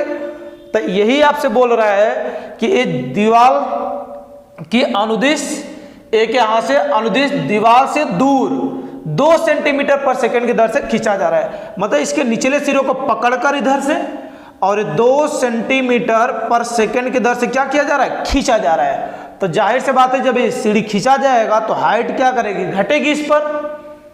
यहां तक तो किसी को तकलीफ नहीं, इस बात में हर एक बच्चों को समझ आएगा। तो आप यहां देखें कि ये 2 सेंटीमीटर पर सेकंड की दर से खींचा जा रहा है, हाइट घटेगी। फिर आगे आपसे बोला गया है, यहां तक क्वेश्चन हो गया। आगे बोला गया है दीवार पर ऊंचाई किस दर से घट रही है। हम लोग को तो पता चल ही गया है कि घटेगा ही। तो आगे बोला यहां से किस दर से घट रहा है, जब सीढ़ी के नीचे का सिरा दीवार से कितना मीटर दूर हो जाए, 4 मीटर दूर हो जाए। मतलब जब यहां से एक कोई यहां से कुछ दूरी पर हो जाए, ध्यान से देखना कि ए यहां से क्या, जब इसका निचला सिरा यहां से, इसका निचला सिरा दीवार से कितना मीटर की दूरी पर हो जाए, 4 मीटर की दूरी पर हो जाए, तब इसका हम लोग को क्या, कितना ऊंचाई घट चुकी होगी वो पूछा गया है। इसमें देखो ना दो कंफ्यूजन बात होती है। एक पहली बात बच्चे को ये नहीं समझ आता है कि सर 4 मीटर है, एक कब का है। जब ये 4 मीटर दिया ही गया है तो 5 मीटर ये ऊंचाई निकाल लेंगे हम लोग। एक यहां से एक क्या बन जाएगा, समकोण त्रिभुज ए बी, और कितना यहां से सी, तो ये 90 डिग्री है तो सर एक कर्ण हो जाएगा। यहां से एंगल कुछ ना कुछ बनेगा तो ये लंब और ये आधार, ऊंचाई निकाल लेंगे।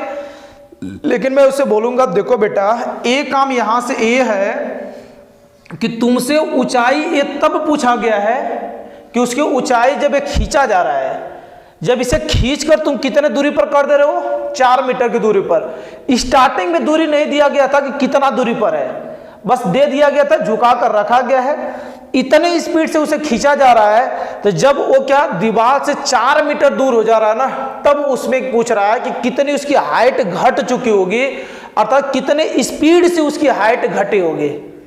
इतने स्पीड से तुम खींच रहे हो, जब 4 मीटर की दूरी पर जाकर खड़े हो गए तो कितना ये क्या यहां से ऊंचाई किस दर से घटा होगा और कितना घटा होगा वो हम लोग को निकालना है, ठीक है ना। तो ये जब 4 मीटर की दूरी पर पहुंच जा रहा है कोई लेकर ना, तब वहां पर उसके हाइट में कितना परिवर्तन हुआ होगा और कितने स्पीड से हुआ होगा, वो पूरी बात पूछा गया है। बात क्लियर ना। तो अब देखो इस टाइम में आपसे क्या निकलवाऊंगा कि जब 4 मीटर दूरी रह गया होगा, 4 मीटर दूरी पर खींच दिया गया होगा, अरे 5 मीटर सीढ़ी तो फिक्स ही रहेगी, परिवर्तन नहीं होने वाला है। तो मैं आपसे ये बात पूछ लूंगा कि जब ये 4 मीटर दूरी पर पहुंचा दिया गया होगा और 5 मीटर है तो उसकी ऊंचाई कितना उस टाइम रह गई होगी, ये तो कम से कम निकाल ले। तो इसमें देखो ध्यान से, मैं एक बात पूछता हूं यहां से, या इसी जगह पूछ लेता हूं कि 90 डिग्री तो बनी रहा है और इसमें यहां से क्या ये त्रिभुज, ध्यान से देखना, ए बी और किसमें सी में, खूब आसानी से आएगा आपको। तो बोले एक यहां से ए सी का स्क्वायर, पाइथागोरस सबको याद है ना, कर्ण का स्क्वायर, और एक यहां से ए बी का स्क्वायर प्लस आधार, आधार कितना दिया गया यहां से बी सी का स्क्वायर। और मैं आपसे एक बात आगे पूछूंगा, ए सी तो आपको दिया ही गया है 5 मीटर, तो ये 5 का स्क्वायर कितना का 25, सबको दिख गया। और ए बी तो निकालना ही है, ए बी का स्क्वायर प्लस ये बी सी बोले जब 4 मीटर पर पहुंचा दिया गया होता है, 4 का स्क्वायर कितना होता है 16 होता है। अब 16 को इस साइड भेजें तो मन की आंखों से देखें, 25 16 इधर आएगा तो माइनस 25 माइनस 16 बोले तो कितना आ जाएगा 9 हो जाएगा। 9 इज इक्वल टू कितना, यहाँ से ए बी का कितना आ जाएगा स्क्वायर, और मैं ए बी का वैल्यू पूछ लूंगा तो आप बोलोगे सर प्लस माइनस 3, लेकिन हम लोग को डिस्टेंस लेना है तो एक कितना आ जाएगा 3 मीटर आ जाएगा। क्या आ जाएगा 3 मीटर। तो उस टाइम जो इसकी हाइट होगी ना, जब ये 4 मीटर दूरी पर पहुंचा दिया गया होगा खींचकर, तब उस टाइम जो हाइट रह गया होगा वो कितना मीटर रह गया होगा 3 मीटर रह गया होगा। तो आप देखो एक एक चीज लिखेंगे, थोड़ा सा इसका नोटेशन दे दे। तो अब देखो इसमें 2 बातें सीखना, सर लंबाई तो कांस्टेंट है, मतलब ये फिक्स हो गया, तो जब इसमें कांस्टेंट है तो इसका डिफरेंशिएशन करेंगे तो क्या आना चाहिए 0, ठीक है ना। हाँ, इस बात को जरूर ध्यान रखना। तो इसे देखो हम लोग नाम दे दे रहे हैं हाइट एच से, और ए जो है इसका नाम क्या दे दे रहे हैं यक्स। कुछ नोटेशन दे देते हैं ताकि हम लोग को डिफरेंशिएशन का जरूरत पड़ पाए। एक यहाँ से यक्स और एच, और इसका जो नाम यहाँ से एल दे देते हैं, क्या दे देते हैं यल, कण यहाँ से दे दिए। अब देखना ध्यान से, तो इसमें पहले जो जो चीज दिया गया है पहले उसे आप लिख ले। तो इसकी बोलो एक कितना, यहाँ से लंबाई कितना दिया है 5 मीटर। देखो एक एक चीज बस लिख रहे हैं। तो एक यहाँ से सीढ़ी की लंबाई, सीढ़ी की लंबाई, तो सीढ़ी की लंबाई की मैं बात करूंगा यहाँ से, तो लंबाई एल इक्वल टू कितना है यहाँ से 5 मीटर, और आपको तकलीफ ना हो तो मीटर को सेंटीमीटर क्या 100, तो एक कितना आ जाएगा 500 सेंटीमीटर हो जाएगा। बोलो यहां तक तो दिक्कत नहीं है। दूसरी बात यहां से क्या दिया गया है कि जब ये 4 मीटर और हाइट जब कितना से 3 मीटर हो गया होगा, तब उसमें ऊंचाई में परिवर्तन हमसे पूछा गया है। तो इसमें तुम लिख लो पहले क्या, यहां से सीढ़ी के सीढ़ी के निचले सिरे की दूरी, निचले सिरे की दूरी, निचले सिरे की दीवार से दूरी, दीवार से दूरी। तो बोलो दीवार से दूरी मैं बोलूँ तो अभी निकाले हम लोग यहाँ से एक कितना, यहाँ से 4 मीटर, और इसे भी लिखना चाहा तो क्या 400 सेंटीमीटर लिख ही सकते हैं। और इसके निचले सिरे को कितने स्पीड से खींचा जा रहा है, तो यहाँ से क्या दीवार से दूर, दीवार से दूर, देखो ये सब लिखते हैं, इसी में सब छिपा हुआ है। दीवार से दूर सीढ़ी के निचले सिरे, निचले सिरे के खींचने की दर, के खींचने की दर। तो बोलो खींचने की दर की मैं बात करूं तो इसका नोटेशन हम लोग क्या दिए हैं, dx अपान में क्या टाइम के रिस्पेक्ट में। तो बोलो ये dx upon dt is equal to कितना, यहाँ से 2 सेंटीमीटर पर सेकेंड। यहां तक तो कहानी सही है। और इसकी जो हाइट निकल चुका है, हाइट कितना यहाँ से 3 मीटर, सही है ना। तो इसकी हाइट लिख लेते हैं, तथा दीवार पर सीढ़ी की ऊंचाई, सीढ़ी की ऊंचाई। ये थोड़ा सा लिखने वाला काम ना आप अच्छे से किया करें। ऊंचाई बोलो कितना यहाँ से 3 मीटर, और इसे हम लोग सेंटीमीटर में कन्वर्ट करें तो 300 कितना आ जाएगा, सेंटीमीटर हो जाएगा। अब इतना काम होने के बाद सीधा क्या करेंगे, पाइथागोरस से बात करेंगे और उसकी हाइट में कितना परिवर्तन हुआ होगा उसे हम लोग क्या करेंगे, निकालेंगे। तो ये तो फिगर बन गया होगा, मिटा दें इसे। तो थोड़ा सा मैं मिटाऊंगा, जगह खाली होगा तभी तो लिखेंगे। हर एक चीज लिख लिए, और ग्राफ तुम्हारा इस तरफ बना होना चाहिए, नंबर मिलेगा तभी फ्री में। अब देखो जब इतना हो जाएगा तो हम लोग क्या करेंगे, यहाँ से वही त्रिभुज कौन सा बनाए थे, समकोण त्रिभुज ABC में। तो समकोण त्रिभुज ABC में बोलो क्या, यहाँ से कर्ण का स्क्वायर और क्या यहाँ से h square plus x square हो जाएगा। अब इसमें देखो 2 सेंटीमीटर पर सेकंड की दर से खींचा जा रहा है, तो मतलब परिवर्तन किसके रिस्पेक्ट में हो रहा है, तो आप बोलोगे सर टाइम के रिस्पेक्ट में हो रहा है। तो बोलो यहां से क्या करेंगे, टाइम के सापेक्ष अवकलन करने पर। यहां तक तो किसी को दिक्कत नहीं हो रही है, कोई तकलीफ कोई दर्द कमेंट जरूर करना। तो ये बोले यहां से कितना आ जाएगा, dt और l स्क्वायर d अपान dt h square plus d अपान dt x स्क्वायर। तो ये तो क्या है, उसकी लंबाई है, और मैं बोला लंबाई कांस्टेंट है तो किसी कांस्टेंट का डिफरेंशिएशन क्या होता है, 0। देखो बेसिक कंसेप्ट ना यहां जाकर आपको पूरा सटीक काम करता है। तो इसीलिए मैं बताया था बेसिक खराब मत करना, सब क्वेश्चन लग जाएगा बेसिक सही है। तो ये क्या हो जाएगा, 0 हो जाएगा। अब h और x, तो देखो ऊंचाई भी क्या है, उसमें भी परिवर्तन कुछ ना कुछ हो रहा है, और उसके दूर खींचा जा रहा है तो उसमें भी परिवर्तन हो रहा है, मतलब दोनों में परिवर्तन हो रहा है। तो मतलब दोनों क्या है, स्वतंत्र है। और दोनों स्वतंत्र है तो उनसे फंक्शन भी कैसा होगा, स्वतंत्र फंक्शन होगा। तो उसका डिफरेंशिएशन हम लोग क्या करेंगे जैसे करते हैं। तो बोलो यहां से क्या है, h का t के रिस्पेक्ट में तो होगा नहीं, बोलो करेंगे तो कितना, यहाँ से 2h dh अपान में कितना, यहाँ से dt प्लस इसका भी करेंगे तो 2x और dx अपान में कितना आ जाएगा, dt हो जाएगा। यहां तक सही है। अब देखो अपने मन की आंख, इसे उठाकर इस साइड झटके तो बोलो कितना आएगा, 2x dx upon dt is equal to 2h और dh अपान में कितना से dt। ये प्लस का पार्टी था, इधर आएगा तो क्या आ जाएगा, माइनस हो जाएगा। अब 2h मल्टीप्लाई में है, उसे भी इधर बुला लो कि आ जाओ तुम भी, तो माइनस ये 2 से कट जाएगा 2, तो x अपान क्या बचेगा, h और dx upon dt is equal to कितना बचेगा, dh अपान में कितना से dt। बोलो यहां तक तो किसी को दिक्कत नहीं है। आगे देखिए सब वैल्यू रखते हैं, तो एक कितना है यहाँ से dh अपान में dt is equal to minus x। तो x का वैल्यू यहाँ से देखो उस टाइम कितना आ गया था, 400 सेंटीमीटर। तो एक कितना आ जाएगा, 400 अपान हाइट बोलो कितना थी उस टाइम, 300। तो एक कितना यहाँ से 300 इंटू dx अपान dt, ये देख लो ना dx अपान dt। तो dx अपान dt का वैल्यू कितना है, 2 सेंटीमीटर। तो एक कितना आएगा 2 ए इससे कट जाएगा तो बोलो DH अपान में DT, 2 जीरो कट जाएगा, ये -8 बटे कितना से 3, और ये सेंटीमीटर पर किस में आ जाएगा, सेकंड में आ जाएगा। तो ये माइनस हम लोग को क्या बताएगा, तो माइनस उस चीज को बताएगा कि देखो जब खींच रहे थे तो उसकी हाइट क्या करेगी, घटेगी ही। तो वो जो माइनस हम लोग को ये चीज बताएगा कि जैसे जैसे खींचेंगे हाइट क्या होती जाएगी, घटती चली जाएगी।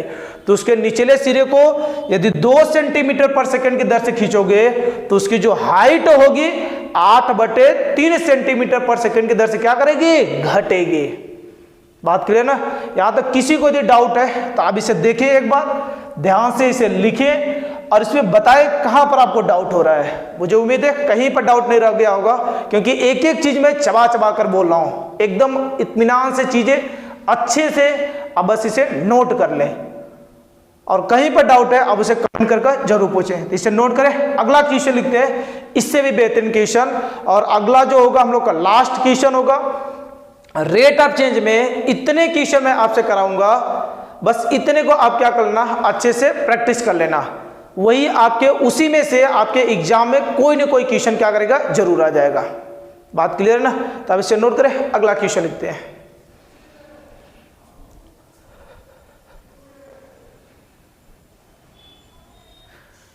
देखिए ध्यान से, ये अगला क्वेश्चन 6 नंबर क्वेश्चन, छोटा सा क्वेश्चन है लेकिन काफी कंसेप्ट को आपको क्लियर करेगा और बढ़िया क्वेश्चन है। तो क्या लिखा गया है, पहला काम एक बार ढंग से आप पढ़ा करें। मैं बार बार बोल रहा हूं कि वर्ड प्रॉब्लम के जितने भी क्वेश्चन आएंगे, पहला काम उसे आप पढ़ने की कोशिश किया करें। अब जैसे पढ़ोगे ना, वो क्वेश्चन आपसे बताकर चला जाएगा कि मुझे यही करना है, लो कर लो और चले जाओ लेकर, ठीक है ना। हाँ, तो अब देखिए यहां से ये क्या बोला है, एक कण वक्र 6y = x³ + 2 के अनुगत गति कर रहा है, वक्र पर उन बिंदुओं को ज्ञात कीजिए जबकि x निर्देशांक की तुलना में y निर्देशांक 8 गुना तीव्रता से क्या कर रहा है, बदल रहा है। तो अब देखिए इसका एक एक लाइन आप क्या करें, उठाएं, बस पूरी कहानी आपको समझ आ जाएगी। तो इसमें देखो क्या है, एक कोई कण है जो इस वक्र के अनुगत गति कर रहा है। अनुगत मतलब समझ रहे हो, अनुगत मतलब क्या है, यहां से उसके पीछे पीछे, जैसे बुद्धम शरणम गच्छामि। अब देखो ना, यहां से बुद्ध के शरण का गच्छ, उसके पीछे पीछे जाना यहां से, ठीक है ना। अंगुली मार की कहानी आपको याद होगा, बचपन की कहानी। तो अब इसमें देखो ध्यान से, एक कोई वक्र है, कोई भी वक्र है, हम लोग को नहीं पता है कौन सा वक्र है, क्योंकि वक्र आपका ग्राफ तो खींच रहे आएगा नहीं आपको हर एक फंक्शन का। तो इसमें देखो ध्यान से, एक कोई वक्र है जिस पर कण क्या कर रहा है, इसके अनुगत गति कर रहा है। मतलब जैसे जैसे कर्व जाएगा उसके पीछे पीछे वो क्या करेगा, नाचेगा। जैसे मालिक के पीछे नौकर क्या करता है, नाचता रहता है ना, उसके पीछे पीछे अनुगत गति करता है। तो उसी प्रकार यहाँ से सेम कहानी है कि कोई कर्व आपको दिया गया है तो उसके पीछे पीछे कोई कण क्या कर रहा है, गति कर रहा है। तो इसमें देखो यहाँ से वो जो वक्र है, पहले उसी को हम लोग लिखते हैं। तो देखिए ध्यान से, ये वक्र जो हम लोग के सामने है, वक्र 6y = x³ + 1 कितना, यहां से 2। अब आगे बोलो क्या, अनुगत गति कर रहा है, वक्र पर उन बिंदुओं को ज्ञात कीजिए जबकि यहां से क्वेश्चन का मोमेंट देखना, बस ये बोला है x निर्देशांक की तुलना में y निर्देशांक 8 गुना तीव्रता से क्या कर रहा है, बदल रहा है। मतलब x वाला और ये y वाला है, तो इसमें बोल रहा है x निर्देशांक की तुलना में, मतलब x निर्देशांक की तुलना में y निर्देशांक 8 गुना तेजी से बदल रहा है। 8 गुना तेजी से मतलब यदि ये 1 गुना चलेगा तो ये सीधा कितना आ जाएगा, 8 गुना हो जाएगा। बात क्लियर हो रही है यहां से। यदि 1 गुना चलेगा तो ये सीधा कितना 8 हो जाएगा। यदि ये 2 चलेगा तो ये कितना आ जाएगा, 16 हो जाएगा। यदि ये 3 चलेगा तो ये बोलो कितना आ जाएगा, 24 हो जाएगा। मतलब x की तुलना में y वाला कितना तेजी से बदल रहा है, 8 गुना तीव्रता से बदल रहा है। तो देखो आपको पूरी बात समझ आ गया होगा। तो मतलब यहां से क्या, परिवर्तन को हम लोग डेल्टा से दिखाते हैं, कैपिटल डेल्टा से। यहाँ पर क्या डिफ्रेंसिएशन वगैरह है तो स्मॉल डेल्टा का यूज कर लेते हैं। तो बोलो यक्स वाले में तुलना क्या यहाँ से डेल्टा यक्स और वाई वाले में तुलना क्या यहाँ से डेल्टा वाई। अब ये कितने स्पीड से बढ़ रहा है 8 गुना तीव्रता से, तो 8 इंटू कितना, दोनों आपस में क्या जाएंगे इक्वल हो जाएंगे। बात क्लियर हो रही है ना। तो आप देखिए ध्यान से, तो इसी चीज को हम लोग क्या करते हैं थोड़ा सा लिखते हैं। तो बस सीधा ऐसे क्वेश्चनों में आप लिखिए प्रश्नानुसार। प्रश्नानुसार मतलब क्या, प्रश्न के अनुसार हम लोग क्या करेंगे चलेंगे यहां से। तो ये क्या लिखा गया है, यक्स निर्देशांक की तुलना में, यक्स निर्देशांक की तुलना में वाई निर्देशांक, वाई निर्देशांक बहुत आराम से करना, कोई दिक्कत नहीं लेना है आपको। निर्देशांक 8 गुना तीव्रता से बदल रहा है तब, तो बोले ध्यान से 8 गुना तीव्रता से बदल रहा है, तो इसका मतलब क्या है यहाँ से कि ये dx और एक यहाँ से dy, एक कितना गुना तीव्रता से 8 गुना। तो इसका मतलब ये 8 क्या है इससे कम है, तो 8 से मल्टीप्लाई कर देंगे तो दोनों क्या आ जाएंगे बराबर। बोलो क्या, इसे इधर लाना, तो dy अपन क्या dx इज इक्वल टू कितना आ जाएगा 8 हो जाएगा। सही है। अब इसमें देखो आपको पूरी बात समझ आ जाएगी। ये y का वैल्यू वक्र आपको दिया गया है ddx, ये y का वैल्यू मैं आपसे बोलूंगा तो कर्व से निकाल लो। तो y का वैल्यू यहां से बोलो कितना आ जाएगा 6 मल्टीप्लाई में, इसे इस साइड भेज दो तो किस में जाएगा डिवाइड में। तो y is equal to x cube plus एक कितना से 2 अपान में 6। बोलो इसमें तो किसी को तकलीफ नहीं है, आराम से दौड़ जाएगा। तो एक कितना आ जाएगा एक्स क्यूब प्लस 2 अपान में क्या आ जाएगा 6 इज इक्वल टू क्या 8। यहां तक तो सही है। अब इसमें देखो ध्यान से, ये 6 तो कांस्टेंट है, दौड़कर कहाँ चला जाएगा आगे, तो 1/6 आगे चला आएगा। इसमें करेंगे तो एक्स क्यूब का अवकलन कितना आ जाएगा 3x², पावर को आगे भेजना, एक पावर क्या कर देना कम, और कांस्टेंट का अवकलन कितना आ जाएगा 0 इज इक्वल टू कितना बचेगा 8 हो जाएगा। और आपको तकलीफ ना हो तो ये छक कट जाएगा, तो ये कितना बचेगा x² अपान में 2 इज इक्वल टू 8। तो x² इज इक्वल टू 2 को उधर झटके तो बोलो कितना आ जाएगा 8 दूना 16, x का वैल्यू प्लस माइनस कितना आ जाएगा 4 आ जाएगा। अब देखो प्लस माइनस सर क्यों लेंगे, तकलीफ ये है कि सर प्लस माइनस क्यों ले रहे हैं हम लोग। मैं आपसे बोलूंगा कि देखो एक कोई पॉइंट हम लोग को निकालना है, तो पॉइंट क्या हो सकता है, वो कर्व क्या जा सकता है पॉजिटिव में भी जा सकता है और क्या जा सकता है निगेटिव भी जा सकता है। तो पॉइंट क्या निगेटिव वाला भी हो सकता है और क्या हो सकता है पॉजिटिव वाला भी हो सकता है। इसीलिए यहां से x और y का वैल्यू कितना कितना निकलेगा, दो वैल्यू निकलेगा, एक पॉजिटिव का और एक निगेटिव का। सही है ना, इसीलिए निकालते हैं। अब देखो जब x का वैल्यू निकल गया तो अब क्या कर दे, x का वैल्यू क्या कर दे वक्र में पुट कर दे। तो कितना यहां से x का मान वक्र में रखने पर, तो बोलो उसमें रखने पे तो किसी को तकलीफ नहीं होगा, तो फटाफट रख दे। एक बार क्या पॉजिटिव और एक बार क्या नेगेटिव, क्योंकि दो वैल्यू है। तो बोले जब पॉजिटिव रखेंगे तो y इज इक्वल टू 4 का क्यूब कितना होता है, 4 क्यूब मतलब समझ रहे हो 4 इंटू कितना से 4 हो जाएगा। तो 4 चौक 16 और 16 चौक 64, तो एक कितना आ जाएगा यहाँ से 64 प्लस 2 अपान में कितना आ जाएगा 6 हो जाएगा। मैं आपसे बोलूँ तो y is equal to 64 plus 2 66, और बोलो कितना से 6 से कटेगा, तो बोलो कितना से 66 6 बार पूरा 11 बार में कट जाएगा, तो एक कितना आ जाएगा 11 हो जाएगा। दूसरा जब निगेटिव रखेंगे तो बोलो 4 का क्यूब कितना आ जाएगा -64 प्लस 2 अपान में कितना आ जाएगा 6 हो जाएगा। तो y is equal to minus एक कितना का 62 बटे कितना 6, 2 से काटे तो एक कितना का -31 बटे कितना से 3 हो जाएगा। सही है। तो आपका जो पॉइंट निकलेगा, जहां से देखना जब पॉजिटिव 4 लेंगे तो क्या निकला 11, और जब निगेटिव -4 लेंगे तो -31 बटे कितना आ जाएगा 3 हो जाएगा। तो ये हम लोग का क्या आ जाएगा, उस वक्र पर वह बिंदु निकलेगा जहां पर x निर्देशांक की तुलना में y वाला कितने गति से बढ़ेगा, 8 गुना तीव्रता से बढ़ेगा। बात क्लियर ना।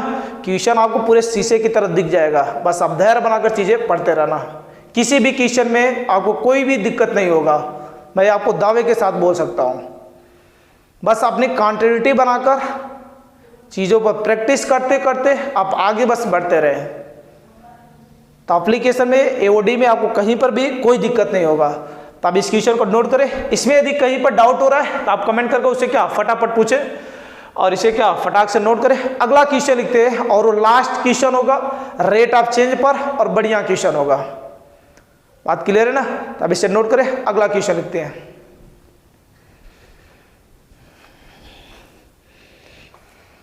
देखिए ध्यान से, 7 नंबर क्वेश्चन बेहतरीन क्वेश्चन है, पीछे का जैसा क्वेश्चन है, लेकिन इसमें आकृति भी बदल गया है और शेप भी बदल गया है, क्वेश्चन का रूप भी बदल गया है। हाँ, लेकिन कुछ न कुछ उससे सिमिलरिटी जरूर रखता है। तो अब देखिए यहां से क्या 7 नंबर क्वेश्चन, एक बार इसे आप ढंग से पढ़ें, फिर इसे क्या यहां से कैसे करते हम लोग उस रास्ते को अपनाते हैं। तो देखिए ध्यान से, बहुत ही सिंपल सा रास्ता, एक एक लाइन पढ़ते चले। इसमें क्या बोल रहा है, एक पाइप से 12 सेंटीमीटर क्यूब पर सेकंड की दर से गिरती रेत ये क्या यहां से बोला है, एक पाइप से 12 सेंटीमीटर क्यूब पर सेकंड की दर से रेत गिर रही है। ये यहां पर एक लाइन छुटा हुआ है, रेत गिर रही है। गिरती रेत जमीन पर एक ऐसे शंकु का क्या करती है, निर्माण करती है। अब तुम समझो इधर, इसमें क्या कि एक किसी भी यहां से क्या पाइप है, पाइप तो आपको पता है कैसा होता है, बेलन की आकृति का। इसी मार्कर से मैं निडल निकाल दूं तो क्या बचेगा, खोखला पाइप ही बचेगा। तो ये पाइप है कोई, और पाइप क्या बेलनाकार। ध्यान से समझना, पूरी बात आपको समझ आ जाएगी। ये यहां से क्या बेलनाकार पाइप है जिसमें क्या भरा हुआ है, बालू। रेत मतलब क्या है, यहां से बालू। अब इस बालू भरा हुआ है और इसमें से क्या कर रहा है, बालू गिर रहा है। ध्यान से सुना, बालू इसमें गिरा हुआ है। मैं आपसे ये पूछता हूं कि इसमें मान लेते कोई यहां से बॉक्स है, इसी को मान लो मार्कर में, पूरा इसमें इंक भरा हुआ है। अब इसमें से क्या नीचे से हम लोग छेद कर दिए, तो क्या हो जाएगा, गिरना स्टार्ट करेगा। तो बोलो जब इसमें से छेद करेंगे तो इंक जैसे जैसे क्या करेगा, गिरेगा।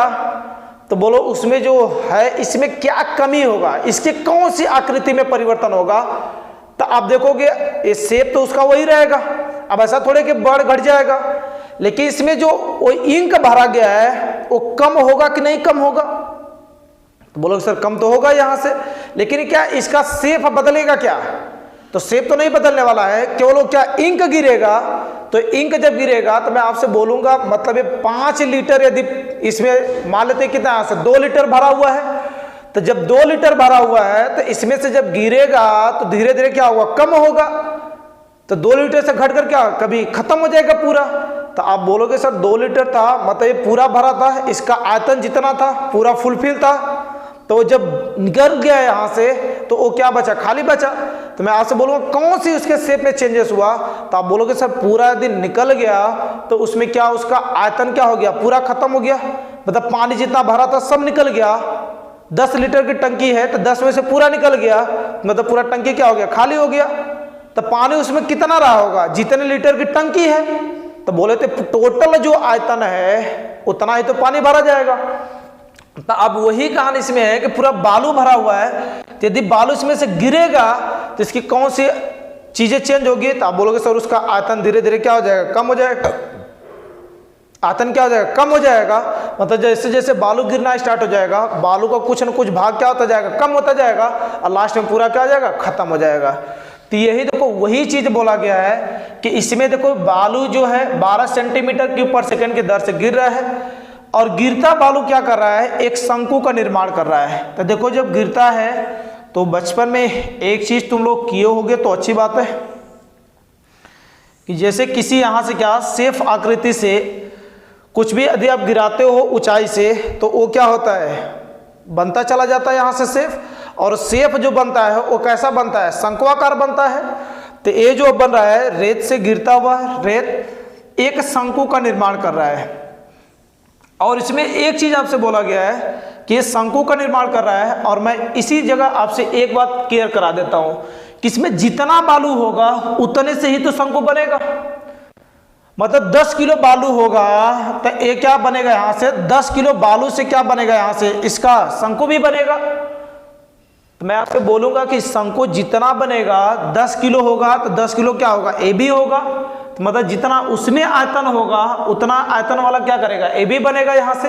अब इसकी आकृति जाए जैसा हम लोग ढाले, यदि यहां से क्या 20 लीटर, यहां से क्या उसमें क्या रेत क्या है, यहां से 20 किलो है, तो 20 किलो से रेत से ही क्या बनेगा, 20 किलो वाला ही शंकु बनेगा। अब उसकी आकृति जाए जैसा डाल लो, मतलब उसका वॉल्यूम क्या है, कांस्टेंट है। मतलब जितना ए वैल्यू होगा उतना ए वैल्यूम होगा यहां से, ठीक है। तो पहली बात देखो आपको खोपड़ी में यही जाएगा कि मैं आपसे वही लाइन ए लिखवा रहा हूं। देखो इसमें क्या यहां से वो पहली लाइन में लिख रहा हूं, फिर बाद में आगे चलेंगे। तो एक है यहां से बेलनाकार 5, बेलनाकार 5 में भरे बालू से परिवर्तन, भरे बालू के गिरने की दर। तो बोलो ये जो गिर रहा है, मैं अभी बोला कि इसमें जितना गिरेगा उतने से ही तो हम लोग का क्या बनेगा, यहां से शंकु भी बनेगा। तो इसमें क्या बालू, और आपकी भाषा में समझो तो इस बेलन का क्या, यहां से जितना आयतन होगा उतना किलो ही तो उसमें बालू भरा जाएगा। तो इसका आयतन और इस शंकु जो बनेगा, शंकु का आयतन, तो बोले ए भी जो हम लोग का बनेगा वो क्या बनेगा, इसी से बनेगा। तो इसमें आप देखिए ध्यान से, तो मैं आपसे बोलता हूं शंकु के आयतन में भी क्या उतने तेजी से परिवर्तन, मतलब उतने तेजी से क्या करेगा, बनना स्टार्ट होगा। तो मैं आज से इस तरह लिखूं कि ये बेलनाकार, इसके आयतन को क्या भी नाम दे रहे हैं, और इसके क्या यहां से भी डैश। अब इसमें परिवर्तन 12 सेंटीमीटर क्यूब पर सेकेंड से, तो बोलो ये डीबी अफान में डीटी, और शंकु वाले में क्या यहां से डीबी डैश अफान में क्या यहां से डीटी हो जाएगा। तो बोलो ये तो आपको दिया गया है, तो डीबी डैश अफान डीटी, बोलो क्या इसे लिखना चाहे तो 12 सेंटीमीटर क्यूब पर सेकेंड। बोलो क्या किसी को यहां तक दिक्कत है क्या, ये थोड़ा टाइम ले और सोचकर इसमें बताएं कि इसमें क्या कहीं पर डाउट है क्या आपको। सिंपल काम करना है, यहां से जितना पाइप में बालू भरा होगा उतने से शंकु बनेगा।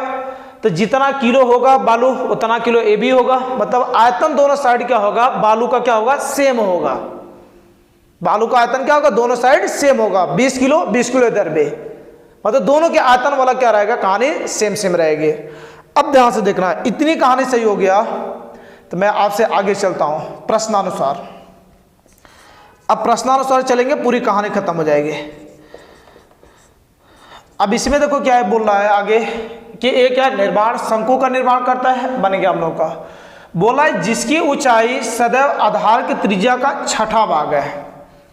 आधार की त्रिज्या का कौन सा भाग है, छठा भाग है।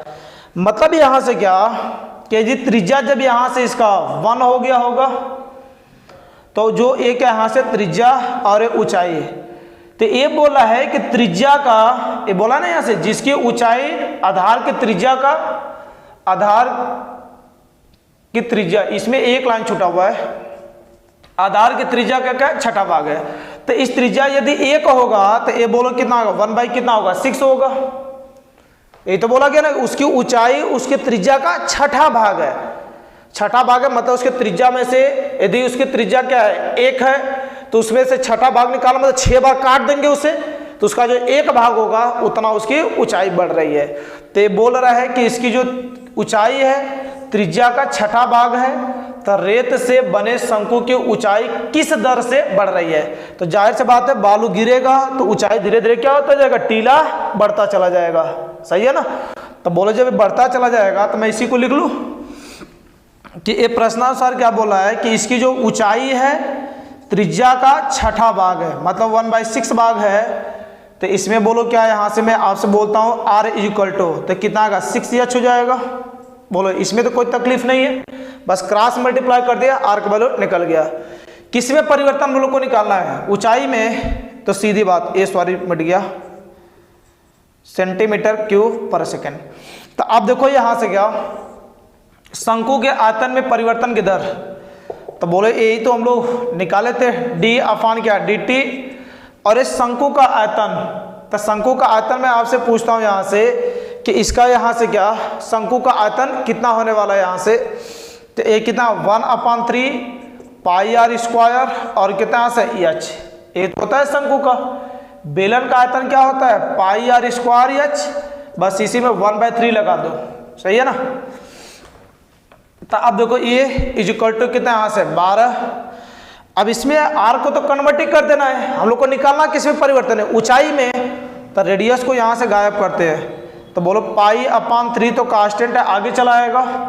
ये बोलो डी अपान कितना यहां से dt, इसमें रेडियस बोलो क्या लिख सकते हैं 6h, तो इसका स्क्वायर करेंगे तो 36 और h स्क्वायर इंटू यश। बोलो किसी को तकलीफ हुआ यहां तक, बस इसी को उठाकर आर का वैल्यू रख दिए। तो आप बोलो इसमें क्या 36 भी बाहर निकलेगा, पाई/3 इंटू कितना आ जाएगा 36, डी अपान dt एक कितना आ जाएगा एच स्क्वायर इंटू एच, तो h q is equal to कितना से 12। आराम से सोचो यहां तक सही है ना। तो अब बोलो क्या 3 से 1 कट भी जाएगा, तो देखो 12 या 36 दोनों, और 3 से 3 भी कट जाएगा, तो बोलो ये डी, और इसे डायरेक्ट मैं कर रहा हूं एक लाइन मन की आंखों से सोचना ध्यान से, ठीक है ना। मैं एक कर रहा हूं एच क्यू का अवकलन बोलो कितना यहां से 3h स्क्वायर और डी एच अपान डी टी, और ये पाई से 12 से कटा 3 बार में, 3 से 1 कट गया 1/पाई। सोच कर बोलो क्या कोई तकलीफ है क्या, यहां तक सोच कर बोलो आराम से। तो अब देखोगे तो बोलोगे सर ये तो कहानी सही है। अब कहानी जब सही है तो आगे बोल दो फटाक से कि इतना जब हो जाएगा इस side D upon d T, तो इसका वैल्यू पूछेंगे तो क्या इसे उधर झटकोगे तो 1 कितना आ जाएगा यहाँ से 3h स्क्वायर, और क्या बचेगा पाई, और फाई का वैल्यू हम लोग रख दे तो कितना हो जाएगा यहाँ से डी अपान डी टी, और यहाँ से क्या 1/3h स्क्वायर। तो ऊंचाई कितना 4 सेंटीमीटर, तो बोलो ऊंचाई 4 सेंटीमीटर, तो 4 का स्क्वायर क्या आ जाएगा 16 पाई, और मैं बोलूँ तो डी अपान डी टी 1 कितना आ जाएगा 48 पाई, और सेंटीमीटर पर क्या आ जाएगा यहाँ से सेकेंड हो जाएगा।